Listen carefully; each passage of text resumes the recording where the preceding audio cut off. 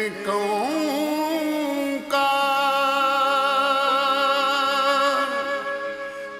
ਏਕ ਓਂਕਾਰ ਏਕ ਓਂਕਾਰ ਸਤਿਗੁਰ ਪ੍ਰਸਾਦਿ।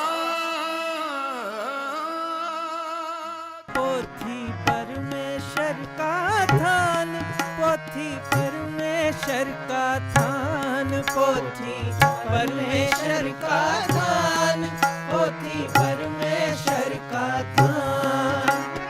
साध संग गावे गुण गोविंद, साध संग गावे गुण गोविंद, साध संग गावे गुण गोविंद, साध संग गावे। ਅੱਜ ਸਮੁੱਚੇ ਜਗਤ ਨੂੰ ਸ੍ਰੀ ਗੁਰੂ ਗ੍ਰੰਥ ਸਾਹਿਬ ਜੀ ਦੇ ਪਹਿਲੇ ਪ੍ਰਕਾਸ਼ ਪੁਰਬ ਦੀਆਂ ਲੱਖ ਲੱਖ ਵਧਾਈਆਂ ਹੋਵਣ।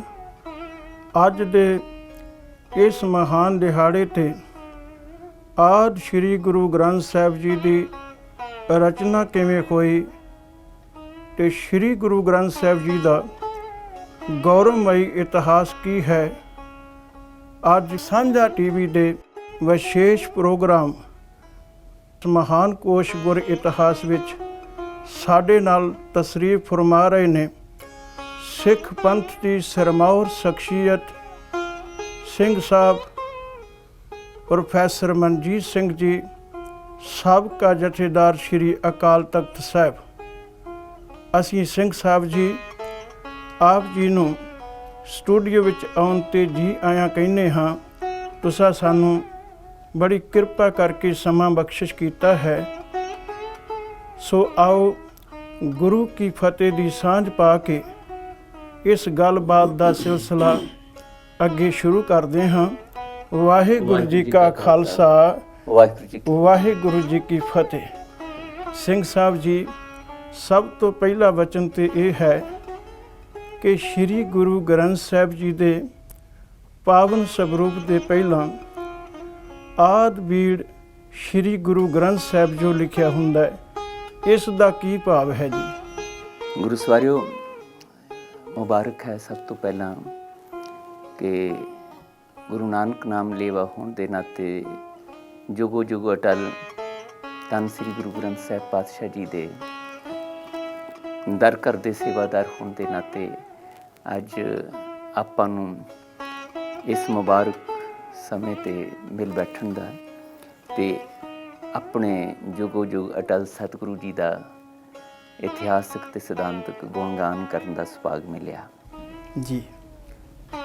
ਸਾਡੇ ਲਈ ਤਾਂ ਹਮੇਸ਼ਾ ਹੀ ਆਪਣੇ ਲੋਕ ਪਰਲੋਕ ਦੇ ਸੁੱਖ ਦਾ ਅਤੇ ਸਤਿਗੁਰੂ ਜੀ ਦੀ ਚਰਚਾ ਕਰਨੀ, ਉਹਨਾਂ ਦੇ ਪ੍ਰਤੀ ਸ਼ਰਧਾ ਸਤਿਕਾਰ ਪ੍ਰਗਟ ਕਰਨ ਲਈ ਉਹਨਾਂ ਦਾ ਇਤਿਹਾਸਕ ਜਾਂ ਸਿਧਾਂਤਕ ਪੱਖ ਵਿਚਾਰਨਾ, ਦ੍ਰਿੜ ਕਰਨਾ, ਇਹ ਸੁਭਾਗਾ ਸ਼ੁਭ ਸ਼ਗਨ ਹੁੰਦਾ ਹੈ ਜੀ। ਜਿਹੜੀ ਗੱਲ ਤੁਸੀਂ ਪੁੱਛ ਰਹੇ ਹੋ ਕਿ ਉਹਨਾਂ ਗੁਰੂ ਗ੍ਰੰਥ ਸਾਹਿਬ ਜੀ ਨੂੰ ਆਦਿ ਲਫ਼ਜ਼ ਕਿਉਂ ਵਰਤਿਆ ਜਾਂਦਾ ਜੀ,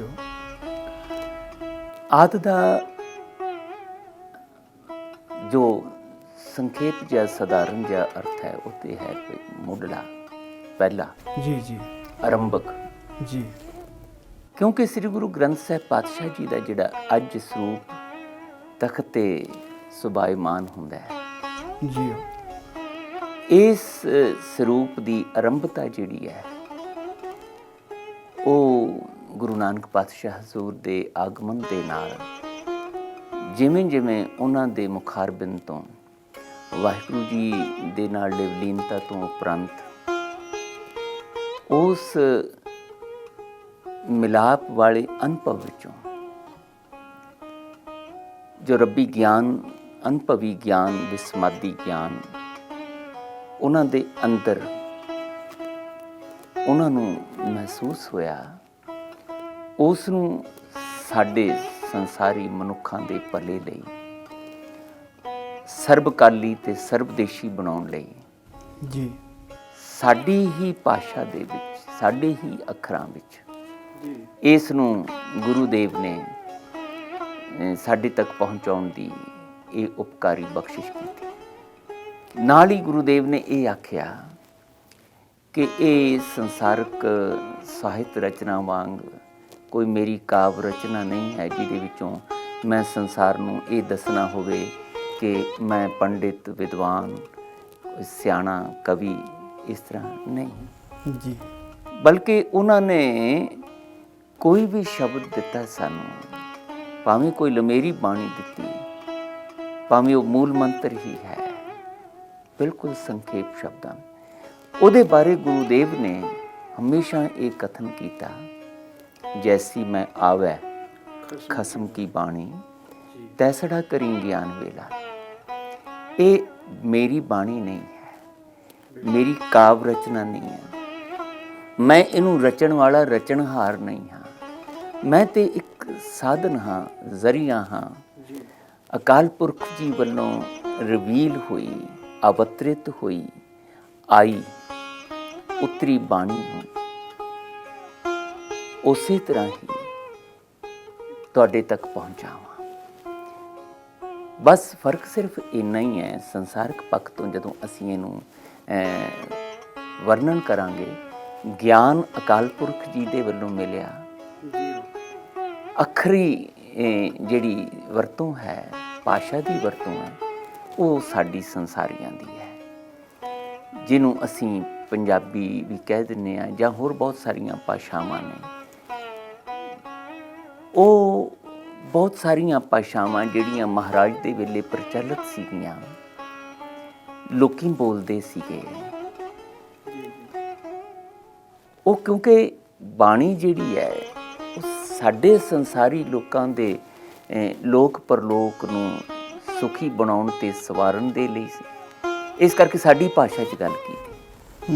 ਨਾਲ ਇੱਕ ਗੱਲ ਜਿਹੜੀ ਹੋਰ ਬਖਸ਼ਿਸ਼ ਭਰੀ ਕੀਤੀ ਮਹਾਰਾਜ ਨੇ ਕਿ ਇਸ ਬਾਣੀ ਨੂੰ ਹੋਰ ਸਾਡੇ ਹਿਰਦਿਆਂ ਤੱਕ, ਸਾਡੀ ਸੁਰਤੀ ਬਿਰਤੀ ਦੇ ਵਿੱਚ ਇਹ ਪੂਰਨ ਤੌਰ ਤੇ ਇਸ ਤਰੀਕੇ ਨਾਲ ਜਾ ਕੇ ਵੱਜੇ ਜੀ, ਸੁਣਨ ਲੱਗਿਆਂ ਸਾਡੀ ਸੁਰਤੀ, ਸਾਡਾ ਮਨ ਇੰਨਾ ਜ਼ਿਆਦਾ ਰਸ ਨਾਲ ਭਰ ਜਾਏ ਕਿ ਇਸ ਗਿਆਨ ਦਾ ਇੱਕ ਇੱਕ ਅੱਖਰ ਜਿਹੜਾ ਹੈ ਉਹ ਸਾਡੇ ਰੋਮ ਰੋਮ ਦੇ ਵਿੱਚ ਪ੍ਰਵੇਸ਼ ਕਰ ਜਾਵੇ। ਤਾਂ ਮਹਾਰਾਜ ਨੇ ਸੰਗੀਤ ਚੁਣਿਆ, ਰਾਗ ਚੁਣਿਆ ਜੀ, ਤੇ ਜੋ ਕੁਝ ਵੀ ਖਸਮ ਕੀ ਬਾਣੀ ਆਈ ਉਹਨਾਂ ਨੇ ਆਮ ਪ੍ਰਚਲਿਤ ਉਸ ਸਮੇਂ ਦੇ ਜਿਹੜੇ ਢੰਗ ਸੀਗੇ, ਉੱਦਾਂ ਕੋਈ ਕਾਵਿ ਰਚਨਾ ਦੇ ਰੂਪ ਤੱਕ ਸੀਮਤ ਨਹੀਂ ਰੱਖਿਆ। ਉਹਨੂੰ ਉਚਾਰਨ ਕਰਨ ਤੋਂ ਬਾਅਦ ਫਿਰ ਸੰਗੀਤਬੱਧ ਕੀਤਾ। ਸਿੰਘ ਸਾਹਿਬ ਜੀ, ਬਖਸ਼ਿਸ਼ ਇਹ ਕਿ ਆਪਣੇ ਨਾਲ ਸਾਥੀ ਲਏ ਜਿਹੜੇ ਖਾਨਦਾਨੀ ਸੰਗੀਤਕਾਰ ਸੀ, ਅਤ ਪਿਆਰੀ ਕੁਸ਼ਲਤਾ ਨਾਲ ਰਬਾਬ ਵਜਾਉਂਦੇ ਸੀ। ਉਹ ਉਹਨਾਂ ਦਾ ਖਾਨਦਾਨੀ ਕਿੱਤਾ ਸੀਗਾ, ਰੋਜ਼ਗਾਰ ਦਾ ਸਾਧਨ ਸੀ, ਪਿਓ ਦਾਦਾ ਇਹੀ ਕਰਦਾ ਆਉਂਦਾ ਸੀ। ਭਾਈ ਮਰਦਾਨਾ ਜੀ ਨੂੰ ਨਾਲ ਲਿਆ ਕਿ ਤੂੰ ਸੰਸਾਰ ਦੇ ਅਮੀਰਾਂ ਵਜ਼ੀਰਾਂ ਨੂੰ ਖੁਸ਼ ਕਰਦਾ ਜੀ, ਤੇ ਉਹਨਾਂ ਕੋਲੋਂ ਖੁਸ਼ ਕਰਕੇ ਆਪਣੇ ਲਈ, ਪਰਿਵਾਰ ਦੇ ਲਈ, ਉਦਰ ਪੂਰਤੀ ਲਈ ਕੁਝ ਧਨ ਤੈਨੂੰ ਮਿਲਦਾ, ਕੁਝ ਪਦਾਰਥ ਮਿਲਦੇ ਨੇ। ਆ ਤੈਨੂੰ ਇਹਨਾਂ ਅਮੀਰਾਂ ਵਜ਼ੀਰਾਂ ਨੂੰ ਸਿਰਜਣ ਵਾਲੇ ਮਹਾ ਸ਼ਾਹੂਕਾਰ ਕਰਤਾ ਪੁਰਖ ਦਾ ਗੁਣਗਾਨ ਕਰਨ ਦੀ ਇਜਾਜ਼ਤ ਸੀਗਾ। ਆ ਮੇਰੇ ਨਾਲ ਮੈਨੂੰ ਲੋੜ ਹੈ ਮਰਦਾਨਿਆ, ਮੈਨੂੰ ਤੇਰੀ ਲੋੜ ਹੈ, ਆ ਮੇਰੇ ਨਾਲ। ਤੇ ਭਾਈ ਮਰਦਾਨਾ ਜੀ ਨੇ ਖਾਨਦਾਨੀ ਕਸਬ ਛੱਡ ਕੇ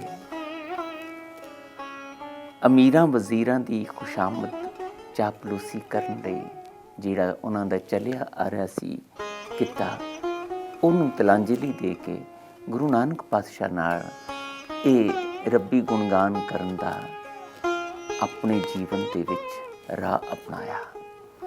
ਬਹੁਤ ਕੁਝ ਉਹਨਾਂ ਨੂੰ ਅਣਸੁਖਾਵਾਂ ਪਰਿਵਾਰ ਵੱਲੋਂ, ਭਾਈਚਾਰੇ ਵੱਲੋਂ ਸੁਣਨਾ ਪਿਆ, ਪਰ ਕੋਈ ਰਸ ਐਸਾ ਗੁਰੂ ਨਾਨਕ ਪਾਤਸ਼ਾਹ ਦੀ ਸੰਗਤ ਵਿੱਚੋਂ ਮਿਲਿਆ ਜਿਸ ਨੇ ਭਾਈ ਮਰਦਾਨਾ ਜੀ ਨੂੰ ਵੀ ਮਜਬੂਰ ਕੀਤਾ ਜੀ ਕਿ ਨਹੀਂ,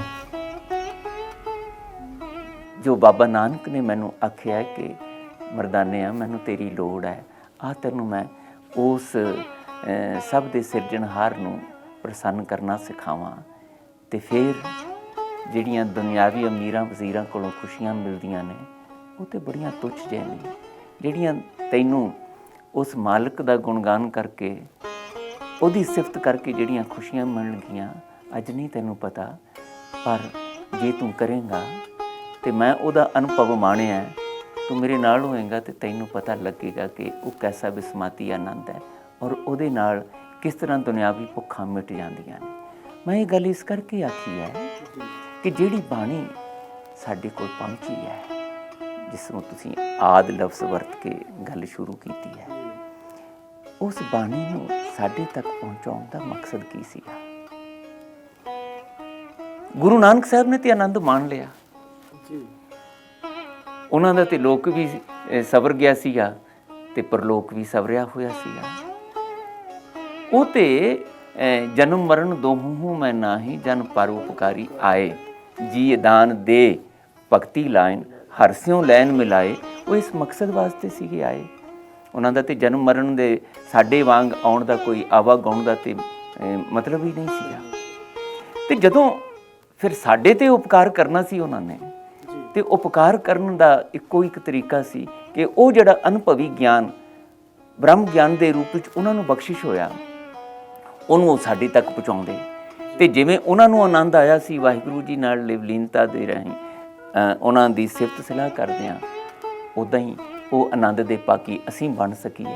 ਤਾਂ ਮਕਸਦ ਇਹ ਸੀ ਕਿ ਸਾਡੇ ਸੰਸਾਰੀਆਂ ਦੀ ਲੰਘ ਰਹੀ ਜ਼ਿੰਦਗੀ ਦੇ ਸਮੇਂ ਨੂੰ ਆਨੰਦਮਈ ਅਸੀਂ ਕਿਵੇਂ ਬਣਾ ਸਕਦੇ ਹਾਂ।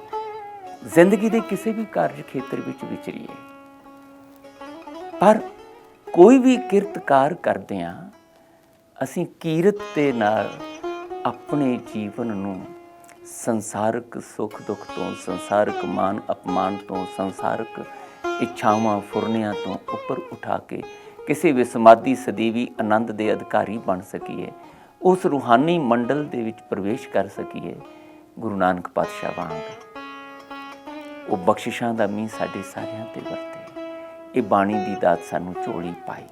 ਤੋਂ ਆਰੰਭ ਗੁਰੂ ਨਾਨਕ ਪਾਤਸ਼ਾਹ ਜੀ ਦੀ ਬਾਣੀ ਤੋਂ ਹੋਇਆ ਜੀ, ਜਿਹੜੀ ਉਹਨਾਂ ਨੇ ਸਾਨੂੰ ਬਖਸ਼ਿਸ਼ ਕੀਤੀ, ਖਸਮ ਕੀ ਬਾਣੀ।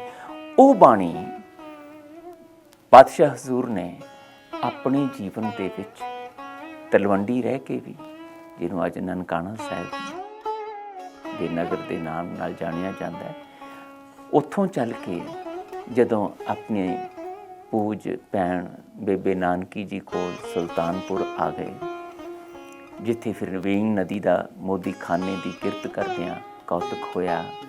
ਉਸ ਤੋਂ ਬਾਅਦ ਦਾਤਾਰ ਪਾਤਸ਼ਾਹ ਹਜ਼ੂਰ ਚੜ੍ਹਿਆ ਸੋਧਣ ਧਰਤ ਲੁਕਾਈ ਦੇ ਮਿਸ਼ਨ ਨੂੰ ਲੈ ਕੇ ਤੁਰੇ। ਫਿਰ ਉਹਨਾਂ ਨੇ ਥਾਂ ਥਾਂ ਤੇ ਜਾ ਕੇ ਇਹ ਬਾਣੀ ਦਾ ਪ੍ਰਵਾਹ ਚਲਾਇਆ। ਜਿੱਥੇ ਵੀ ਗਏ ਉਹਨਾਂ ਕੋਲ ਕੀ ਸੀ? ਆਸਾ ਹੱਥ, ਕਿਤਾਬ ਕੱਚ। ਇਹ ਤੁਰੇ ਤੇ ਉਹ ਕਿਤਾਬ ਜਿਹੜੀ ਕੱਚ ਵਿੱਚ ਸੀ, ਉਹਦੇ 'ਚ ਕੀ ਸੀ? ਬਾਣੀ ਸੀ। ਜਦੋਂ ਵੀ ਉਹ ਬਾਣੀ ਆਉਂਦੀ ਸੀ, ਪਾਤਸ਼ਾਹ ਲਿਖਣ ਬਹਿ ਜਾਂਦੇ ਸੀ।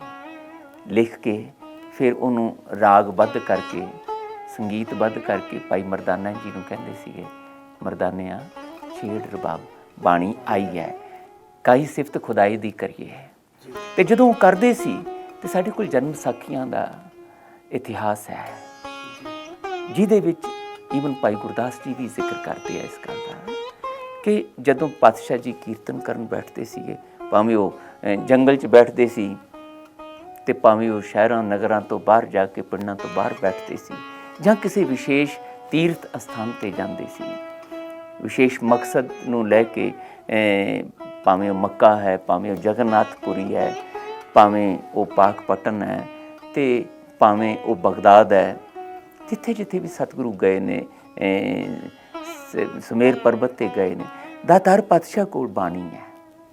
ਤੇ ਜਦੋਂ ਬਾਣੀ ਗਾਇਨ ਕਰਦੇ ਸੀਗੇ ਤੇ ਇਤਿਹਾਸ ਲਿਖਦਾ ਹੈ, ਬੰਦੇ ਹੀ ਨਹੀਂ, ਜੀਵ ਜੰਤੂ ਵੀ ਪਾਤਸ਼ਾਹ ਜੀ ਦੇ ਉਸ ਕੀਰਤਨ ਦੇ ਸ਼ਰਵਣ ਨਾਲ ਮੰਤਰ ਮੁਗਧ ਹੋ ਕੇ ਪਾਤਸ਼ਾਹ ਹਜ਼ੂਰ ਦੇ ਆਲੇ ਦੁਆਲੇ ਬੈਠ ਜਾਂਦੇ ਸੀ। ਤਾਂ ਕੀਰਤਨ ਤੇ ਬਾਣੀ, ਸੰਗੀਤ ਤੇ ਬਾਣੀ, ਇਹਨੂੰ ਕੀਰਤਨ ਦਾ ਨਾਮ ਦੇ ਕੇ ਜਦੋਂ ਗੁਰੂ ਨਾਨਕ ਪਾਤਸ਼ਾਹ ਨੇ ਇਹ ਦਾਤ ਵੰਡਣੀ, ਪ੍ਰਚਾਰਨੀ, ਪ੍ਰਸਾਰਨੀ ਸ਼ੁਰੂ ਕੀਤੀ ਤਾਂ ਉੱਥੋਂ ਆਦ ਹੋਇਆ, ਬਾਣੀ ਦੀ ਇਕੱਤਰਤਾ ਦਾ ਆਰੰਭ ਹੋਇਆ, ਜਿਸ ਨੂੰ ਗੁਰੂ ਨਾਨਕ ਪਾਤਸ਼ਾਹ ਨੇ ਆਪ ਸ਼ੁਰੂ ਕੀਤਾ, ਇਕੱਤਰ ਨਾਲ ਕਰਦੇ ਗਏ।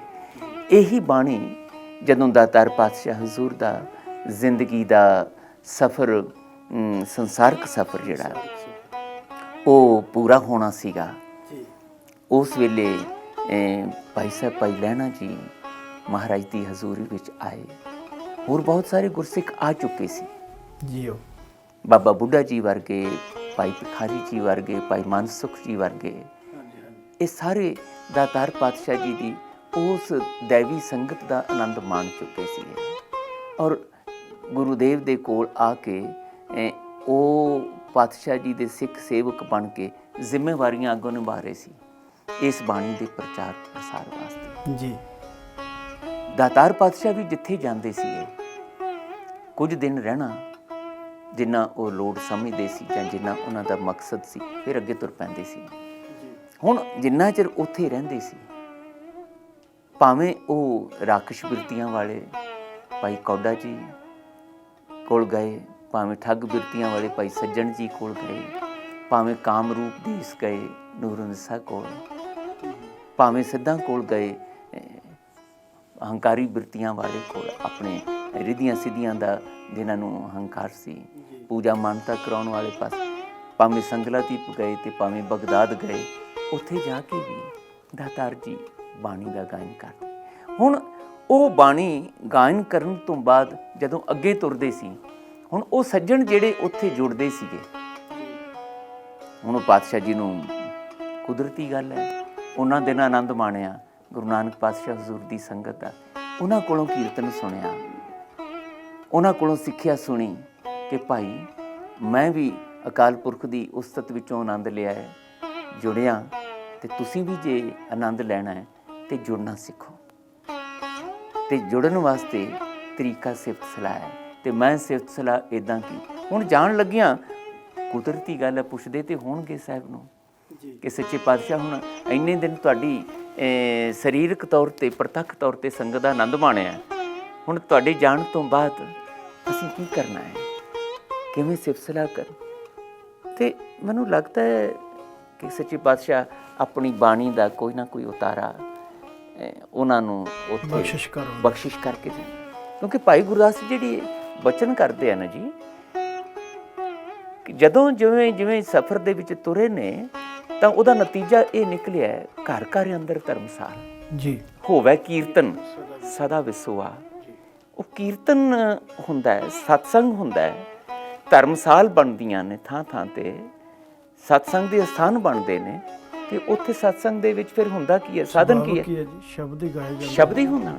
ਇਹਦਾ ਮਤਲਬ ਗੁਰੂ ਨਾਨਕ ਪਾਤਸ਼ਾਹ ਜੀ ਦੀ ਬਾਣੀ ਜਿਹੜੀ ਹੈ ਇੱਦਾਂ ਥਾਂ ਥਾਂ ਤੇ ਪ੍ਰਚਾਰ ਦਾ, ਗੁਣਗਾਨ ਦਾ, ਸਿਫਤ ਸਲਾਹ ਦਾ ਸਾਧਨ ਬਣੀ।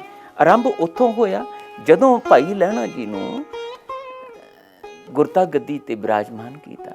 ਉੱਥੇ ਜ਼ਿਕਰ ਆਉਂਦਾ ਜਨਮ ਸਾਖੀਆਂ, ਪੋਥੀ ਗੁਰੂ ਅੰਗਦ ਜੋਗ ਦਿੱਤੀ।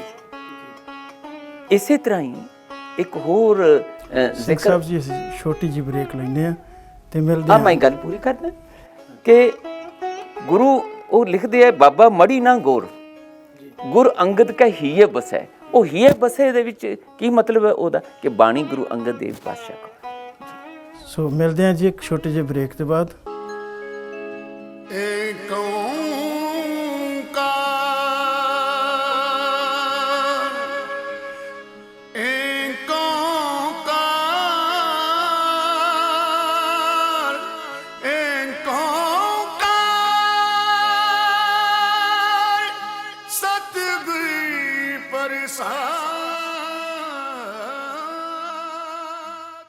ਸੋ ਗੁਰੂ ਪਿਆਰੀ ਸਾਧ ਸੰਗਤ ਜੀ, ਬ੍ਰੇਕ ਤੋਂ ਬਾਅਦ ਅਸੀਂ ਫਿਰ ਤੁਹਾਡੀ ਸੇਵਾ ਦੇ ਵਿੱਚ ਹਾਜ਼ਰ ਹਾਂ ਤੇ ਅਸੀਂ ਗੱਲਬਾਤ ਕਰ ਰਹੇ ਸਾਂ ਸ੍ਰੀ ਗੁਰੂ ਗ੍ਰੰਥ ਸਾਹਿਬ ਜੀ ਦੇ ਪਹਿਲੇ ਪ੍ਰਕਾਸ਼ ਪੁਰਬ ਦੇ ਸੰਬੰਧ ਵਿੱਚ ਤੇ ਸਾਡੇ ਨਾਲ ਸਿੱਖ ਕੌਮ ਦੀ ਸਰਮੌਰ ਸ਼ਖਸੀਅਤ ਸਿੰਘ ਸਾਹਿਬ ਪ੍ਰੋਫੈਸਰ ਮਨਜੀਤ ਸਿੰਘ ਜੀ, ਸਾਬਕਾ ਜਥੇਦਾਰ ਸ੍ਰੀ ਅਕਾਲ ਤਖਤ ਸਾਹਿਬ ਮੌਜੂਦ ਨੇ।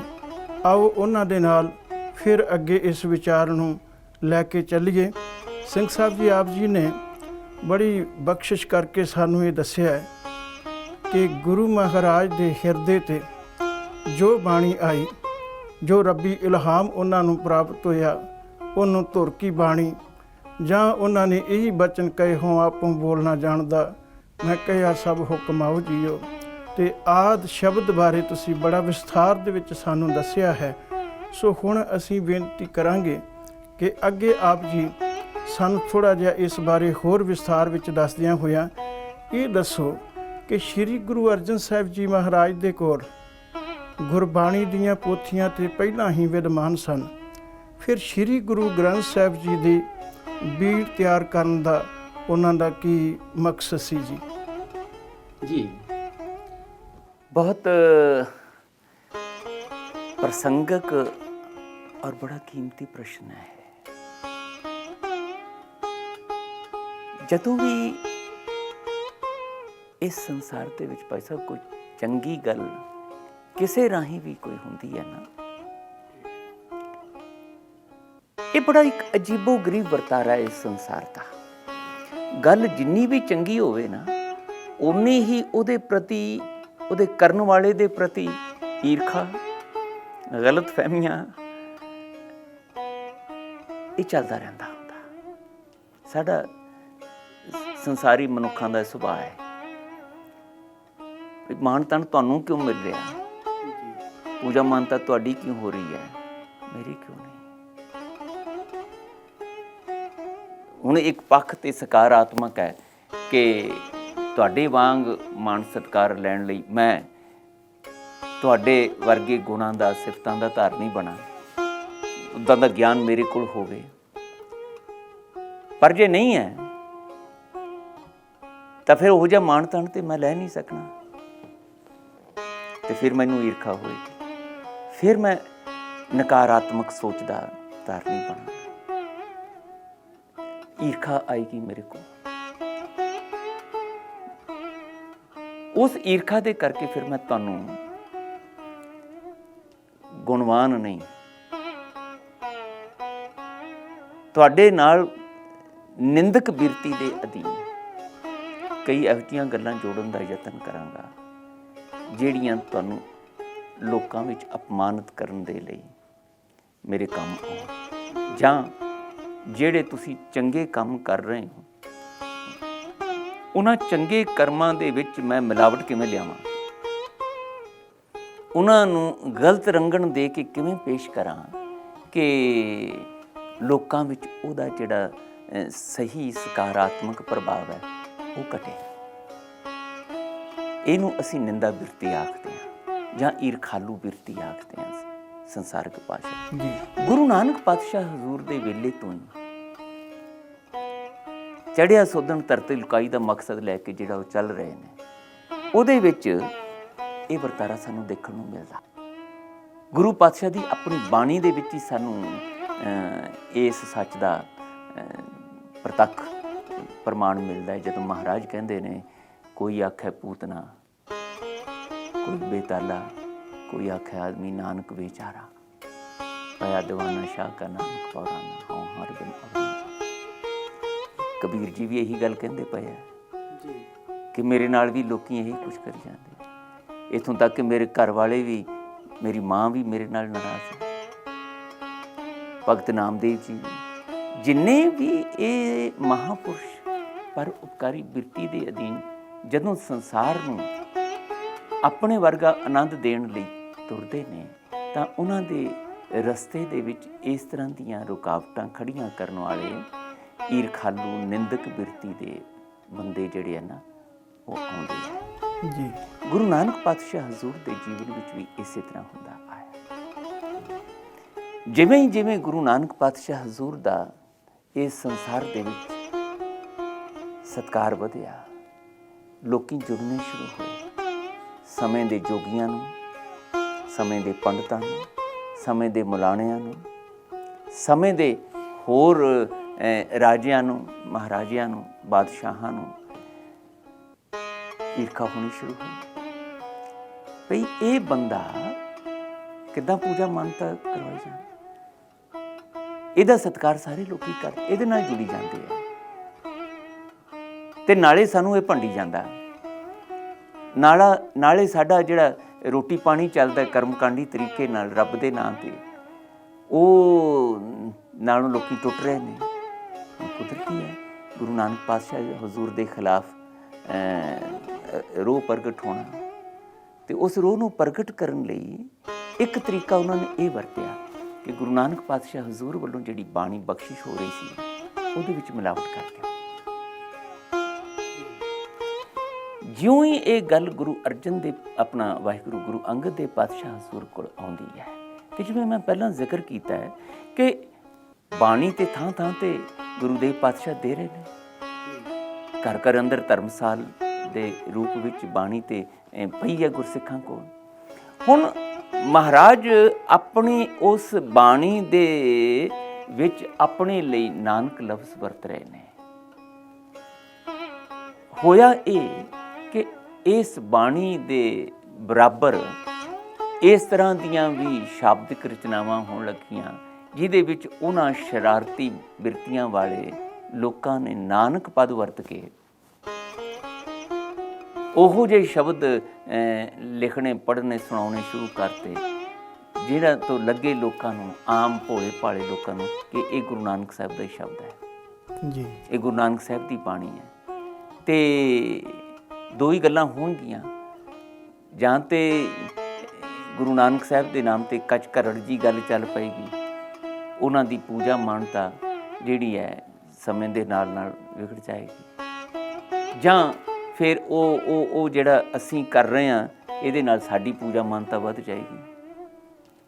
ਤੋ ਇਸ ਭਾਵਨਾ ਨੂੰ ਲੈ ਕੇ ਭਾਵੇਂ ਉਹ ਹਿੰਦਾਲੀਏ ਸੀਗੇ, ਜੰਡਿਆਲੇ ਦੇ ਰਹਿਣ ਵਾਲੇ, ਉਹ ਜਿਹੜਾ ਸੀ ਬਾਬਾ ਹਿੰਦਾਲ ਦੇ ਅੱਗੋਂ ਚੇਲੇ ਜਿਹੜੇ ਸੀਗੇ, ਜਾਂ ਹੋਰ ਪੰਡਤ ਲੋਕ ਸੀਗੇ, ਜਾਂ ਇਸ ਤਰ੍ਹਾਂ ਦੇ ਹੋਰ ਸੀ, ਉਹਨਾਂ ਨੇ ਗੁਰੂ ਨਾਨਕ ਪਾਤਸ਼ਾਹ ਹਜ਼ੂਰ ਦੇ ਉਹਨਾਂ ਸ਼ਬਦਾਂ ਵਿੱਚ, ਉਸ ਬਾਣੀ ਵਿੱਚ ਨਾਨਕ ਪਦ ਵਰਤ ਕੇ ਰਾਲਾ ਪਾਉਣਾ ਸ਼ੁਰੂ ਕਰਤਾ। ਫਿਰ ਇੱਕ ਹੋਰ ਤਮਾਸ਼ਾ ਹੋਇਆ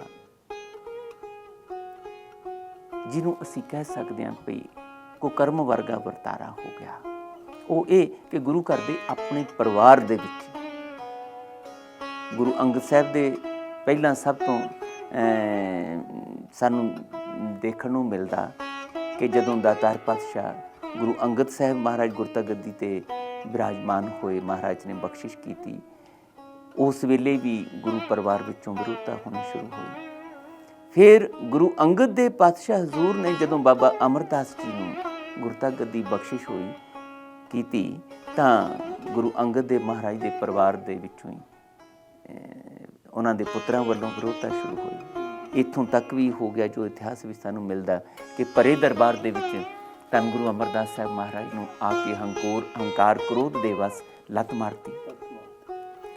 ਤੋ ਇਹ ਜਿਹੜਾ ਈਰਖਾ ਦਾ, ਹੰਕਾਰ ਦਾ, ਵਿਰੋਧਤਾ ਦਾ ਪ੍ਰਗਟਾਵਾ ਜਿਹੜਾ ਕ੍ਰੋਧ ਦਾ, ਇਹ ਇਸ ਤਰ੍ਹਾਂ ਸਾਡੇ ਸਾਹਮਣੇ ਇਤਿਹਾਸ ਵਿੱਚ ਆਉਂਦਾ ਹੈ। ਤੇ ਇਹਦੇ ਨਾਲ ਨਾਲ ਹੀ ਫਿਰ ਇਹ ਬਾਣੀ ਦੇ ਵਿੱਚ ਗੁਰੂ ਅਮਰਦਾਸ ਸਾਹਿਬ ਤੋਂ ਬਾਅਦ ਰਲਾ ਪੈਣਾ ਸ਼ੁਰੂ ਹੋਇਆ, ਜਿਸ ਦਾ ਸਾਨੂੰ ਇਤਿਹਾਸ ਦੇ ਵਿੱਚ ਜ਼ਿਕਰ ਮਿਲਦਾ। ਇਹ ਠੀਕ ਹੈ ਕਿ ਗੁਰੂ ਨਾਨਕ ਪਾਤਸ਼ਾਹ ਹਜ਼ੂਰ ਨੇ ਉਹ ਸਾਰੀ ਬਾਣੀ ਜਿਹੜੀ ਉਹਨਾਂ ਨੂੰ ਬਖਸ਼ਿਸ਼ ਹੋਈ ਲਿਖਤੀ ਰੂਪ ਦੇ ਵਿੱਚ, ਪੋਥੀ ਰੂਪ ਦੇ ਵਿੱਚ, ਕਿਉਂਕਿ ਉਸ ਵੇਲੇ ਪੋਥੀ ਲਫ਼ਜ਼ ਵਰਤਿਆ ਹੋਇਆ ਹੈ, ਉਹ ਗੁਰੂ ਅੰਗਦ ਦੇਵ ਮਹਾਰਾਜ ਨੂੰ ਦਿੱਤੀ। ਪੋਥੀ ਅੰਗਦ ਜੋਗ ਦਿੱਤੀ। ਉਹ ਪੋਥੀ ਦੇ ਵਿੱਚ ਹੀ ਫਿਰ ਗੁਰੂ ਅੰਗਦ ਦੇਵ ਪਾਤਸ਼ਾਹ ਹਜ਼ੂਰ ਨੇ ਜਿਹੜੇ ਉਹਨਾਂ ਦੇ ਰਾਹੀਂ ਬਾਣੀ ਬਖਸ਼ਿਸ਼ ਹੋਈ, ਉਹਨਾਂ ਨੂੰ ਅਵਤਰਿਤ ਹੋਈ, ਉਹ ਸ਼ਲੋਕਾਂ ਦੇ ਰੂਪ ਵਿੱਚ, ਪਰ ਸ਼ਲੋਕਾਂ ਦੇ ਰੂਪ ਵਿੱਚ ਹੈ। ਮਹਾਰਾਜ ਨੇ ਉਸ ਬਾਣੀ ਨੂੰ ਗੁਰੂ ਨਾਨਕ ਸਾਹਿਬ ਦੀ ਉਸ ਪੋਥੀ ਦੇ ਵਿੱਚ ਹੀ ਅੰਕਿਤ ਕਰਤਾ। ਉਹ ਬਾਣੀ ਵੀ ਜਿਹੜੀ ਹੈ ਫਿਰ ਸੰਗਤਾਂ ਵਿੱਚ ਵੰਡੀ ਗਈ। ਇਸੇ ਤਰ੍ਹਾਂ ਹੀ ਫਿਰ ਗੁਰੂ ਅੰਗਦ ਦੇਵ ਮਹਾਰਾਜ ਨੇ ਜਦੋਂ ਗੁਰੂ ਅਮਰਦਾਸ ਸਾਹਿਬ ਮਹਾਰਾਜ ਨੂੰ ਬਾਣੀ ਬਖਸ਼ਿਸ਼ ਕੀਤੀ, ਉਹਨਾਂ ਨੂੰ ਜਦੋਂ ਗੁਰਤਾ ਗੱਦੀ ਦਿੱਤੀ, ਤਾਂ ਉਹ ਪੋਥੀ ਉਹਨਾਂ ਕੋਲ ਆਈ। ਪਰ ਇਹ ਵੀ ਨਾਲ ਨਾਲ ਧਿਆਨ 'ਚ ਰੱਖੀਏ ਕਿ ਬਾਣੀ ਦਾ ਪ੍ਰਚਾਰ ਪ੍ਰਸਾਰ ਵੀ ਹੋ ਰਿਹਾ, ਘਰ ਘਰ ਅੰਦਰ ਧਰਮਸਾਲ ਚੱਲ ਰਹੀ ਹੈ। ਗੁਰਸਿੱਖ ਵੀ ਭਾਈ ਮਨਸੁਖ ਜੀ ਵਰਗੇ, ਭਾਈ ਭਿਖਾਰੀ ਜੀ ਵਰਗੇ ਸੰਗਲਾ ਦੀਪ ਤੱਕ ਗਏ ਨੇ, ਤੇ ਉਹ ਬਾਣੀ ਨਾਲ ਲੈ ਕੇ ਗਏ ਨੇ। ਜਿੱਥੇ ਜਾਂਦੇ ਆ ਉਹਨਾਂ ਕੋਲ ਬਾਣੀ ਹੈ, ਉਹ ਆਪ ਵੀ ਕੀਰਤਨ ਸੁਣਾਉਂਦੇ ਨੇ, ਪਾਠ ਕਰਦੇ ਨੇ। ਸਾਡੇ ਕੋਲ ਮਿਸਾਲਾਂ ਪਈਆਂ ਨੇ ਕਿ ਉਹਨਾਂ ਨੇ ਉੱਥੇ ਬਾਣੀ ਦਾ ਪਾਠ ਕੀਤਾ, ਉੱਥੇ ਅੱਗ ਬਾਲਤੀ। ਇਸ ਤਰ੍ਹਾਂ ਦੀਆਂ ਬਹੁਤ ਸਾਰੀਆਂ ਮਿਸਾਲਾਂ ਦਿੱਤੀਆਂ, ਤੇ ਉੱਥੋਂ ਦੇ ਰਾਜੇ ਜਾਂ ਉੱਥੋਂ ਦੇ ਲੋਕ ਵਿਰੋਧ ਵਿੱਚ ਖੜੇ ਹੋ ਗਏ। ਇਹਦਾ ਮਤਲਬ ਗੁਰੂ ਸਿੱਖਾਂ ਕੋਲ ਬਾਣੀ ਹੈਗੀ ਸੀ, ਤੇ ਉਹ ਜਾ ਕੇ ਜਿੱਦਾਂ ਪ੍ਰਚਾਰ ਕਰਦੇ ਰਹੇ, ਪ੍ਰਚਾਰ ਕੇਂਦਰ ਬਣਾਉਂਦੇ ਰਹੇ, ਤੇ ਉੱਥੇ ਬਾਣੀ ਉਹਨਾਂ ਕੋਲ ਸੀ, ਉਤਾਰੇ ਸੀ ਉਹਨਾਂ ਕੋਲ। ਪਰ ਉਹਨਾਂ ਉਤਾਰਿਆਂ ਦਾ ਉੱਥੇ ਇਹ ਜਿਹੜੀਆਂ ਧਰਮਸ਼ਾਲਾ ਬਣੀਆਂ, ਉਹਨਾਂ ਦਾ ਇੱਕ ਮਿਸਯੂਜ਼, ਇੱਕ ਵਰਤੋਂ ਵੀ ਹੋਈ ਕਿ ਉਹਨਾਂ ਉਤਾਰਿਆਂ ਦੇ ਵਿੱਚ ਜਿੱਥੇ ਜਿੱਥੇ ਵੀ ਕਿਤੇ ਵੱਸ ਚੱਲਿਆ, ਇਹਨਾਂ ਈਰ ਖਾਲੂਆਂ ਨੇ ਫਿਰ ਉਹਦੇ ਵਿੱਚ ਇਹ ਰਲਾ ਪਾਇਆ। ਇਸ ਤਰ੍ਹਾਂ ਉਤਾਰਿਆਂ ਦੇ ਵਿੱਚ ਰਲੇ ਪਏ। ਜਿਹੜੀ ਬਾਣੀ ਤੇ ਗੁਰੂ ਸਾਹਿਬਾਨ ਰਾਹੀਂ ਅੱਗੇ ਅੱਗੇ ਚੱਲਦੀ ਰਹੀ, ਉਹ ਬਾਣੀ ਤੇ ਪੋਥੀਆਂ ਹੈਗੀਆਂ ਹੀ ਸੀ, ਲੇਕਿਨ ਉਸ ਤੋਂ ਇਲਾਵਾ ਵੀ ਜਿਹੜੀਆਂ ਪੋਥੀਆਂ ਬਣੀਆਂ, ਉਤਾਰੇ ਬਣੇ, ਉਹਨਾਂ ਵਿੱਚ ਇਹ ਮਿਲਾਵਟ ਹੋਈ। ਗੁਰੂ ਅਰਜਨ ਪਾਤਸ਼ਾਹ ਹਜ਼ੂਰ ਤੱਕ ਆਉਂਦਿਆਂ ਇਹ ਜਿਹੜਾ ਵਰਤਾਰਾ ਸੀਗਾ ਮਿਲਾਵਟ ਵਾਲਾ, ਇਹ ਬਹੁਤ ਜ਼ਿਆਦਾ ਵੱਧ ਗਿਆ। ਪ੍ਰਿਥੀ ਚੰਦ ਵੱਡੇ ਭਰਾ ਜਿਹੜੇ ਧੰਨ ਗੁਰੂ ਅਰਜਨ ਦੇਵ ਮਹਾਰਾਜ ਦੇ ਜੀ, ਉਹਨਾਂ ਦੀ ਈਰ ਖਾਲੂ, ਕਰੋਧੀ, ਹੰਕਾਰੀ ਬਿਰਤੀ ਦਾ ਸਾਨੂੰ ਸਾਰਿਆਂ ਨੂੰ ਪਤਾ। ਗੁਰੂ ਅਰਜਨ ਪਾਤਸ਼ਾਹ ਜੀ ਦੀ ਪਹਿਲਾਂ ਗੁਰਤਾ ਗੱਦੀ ਖੋਹਣ ਵਾਸਤੇ ਤੇ ਫਿਰ ਸ਼ਹਾਦਤ ਤੱਕ ਵੀ ਉਹਨਾਂ ਦੀ ਕਿਸ ਤਰ੍ਹਾਂ ਦਾ ਉਹਨਾਂ ਦਾ ਰੋਲ ਸੀਗਾ, ਇਹ ਸਾਰਾ ਕੁਝ ਸਾਨੂੰ ਪਤਾ ਹੈ। ਗੁਰੂ ਅਰਜਨ ਦੇਵ ਪਾਤਸ਼ਾਹ ਹਜ਼ੂਰ ਦੇ ਸਨਮੁਖ ਜਦੋਂ ਇਹ ਸਾਰਾ ਕੁਝ ਆਪੀ ਹਾਲਾਤ ਇਹੋ ਜਿਹੇ ਬਣ ਗਏ ਨੇ, ਅੰਮ੍ਰਿਤਸਰ ਇੱਕ ਕੇਂਦਰ ਬਣ ਚੁੱਕਿਆ ਹੈ, ਵੱਡੇ ਵਪਾਰ ਦਾ ਹੀ ਨਹੀਂ ਇਕੱਲਾ, ਬਹੁਤ ਸਾਰਾ ਉੱਥੇ ਅਧਿਆਤਮਕ ਸਤਸੰਗੀ ਵਾਤਾਵਰਨ ਬਣ ਚੁੱਕਿਆ ਹੈ। ਹੁਣ ਅੰਮ੍ਰਿਤਸਰ ਜਿਹੜਾ ਹੈ ਉਹ ਸ਼ਾਹੀ ਰਸਤੇ 'ਤੇ ਹੈ, ਸ਼ਾਹੀ ਮਾਰਗ 'ਤੇ ਹੈ। ਵਪਾਰੀ ਵੀ ਲੰਘਦੇ ਹੈ, ਬਾਦਸ਼ਾਹ ਲੋਕ ਵੀ ਲੰਘਦੇ ਹੈ, ਤੇ ਹੋਰ ਵੀ ਕਾਫਲੇ ਲੰਘਦੇ ਹੈ। ਸਮੇਂ ਦੇ ਆਪਣੇ ਪੰਡਤਾਂ ਨੇ ਵੀ, ਕਾਜ਼ੀਆਂ ਮੁਲਾਣਿਆਂ ਨੇ ਵੀ ਦੇਖਿਆ ਕਿ ਇਹ ਧਰਮ ਕੇਂਦਰ ਵੱਡੇ ਵੱਡੇ ਜਿਹੜੇ ਬਣ ਚੁੱਕੇ ਨੇ, ਨਗਰ ਵਸਾਈ ਜਾ ਰਹੇ ਨੇ ਗੁਰੂ ਸਾਹਿਬਾਨ, ਲੋਕੀ ਇਹਨਾਂ ਨਾਲ ਜੁੜੀ ਜਾ ਰਹੇ ਨੇ, ਮੁਸਲਮਾਨ ਵੀ ਜੁੜੀ ਜਾ ਰਹੇ ਨੇ, ਸਖੀ ਸਰਵਰ ਦੇ ਪੁਜਾਰੀ ਵੀ ਜੁੜੀ ਜਾ ਰਹੇ ਨੇ, ਹਿੰਦੂ ਵੀ ਬਹੁਤ ਜੁੜੀ ਜਾ ਰਹੇ ਨੇ, ਜਿਨ੍ਹਾਂ ਨੂੰ ਅਸੀਂ ਨੀਵੀਆਂ ਜਾਤਾਂ ਵਾਲੇ ਕਹਿ ਕੇ ਧੱਕਿਆ ਏ, ਸ਼ੂਦਰ ਕਹਿ ਕੇ ਧੱਕਿਆ, ਜਿਨ੍ਹਾਂ ਨੂੰ ਅਸੀਂ ਰੱਬ ਦਾ ਨਾਮ ਲੈਣ ਦੀ ਤੇ ਦੂਰ ਦੀ ਗੱਲ, ਪਾਣੀ ਤੱਕ ਵੀ ਜਿਹੜਾ ਹੈ ਉਹ ਪੀਣ ਦਾ ਹੱਕ ਨਹੀਂ ਦਿੱਤਾ ਆਪਣੀਆਂ ਖੂਹਾਂ ਤੋਂ, ਕੁਦਰਤ ਦੀ ਦਾਤ, ਤੇ ਰੱਬ ਦੇ ਘਰ ਦੇ ਨੇੜਿਓਂ ਵੀ ਨਹੀਂ ਲੰਘ ਸਕਦੇ।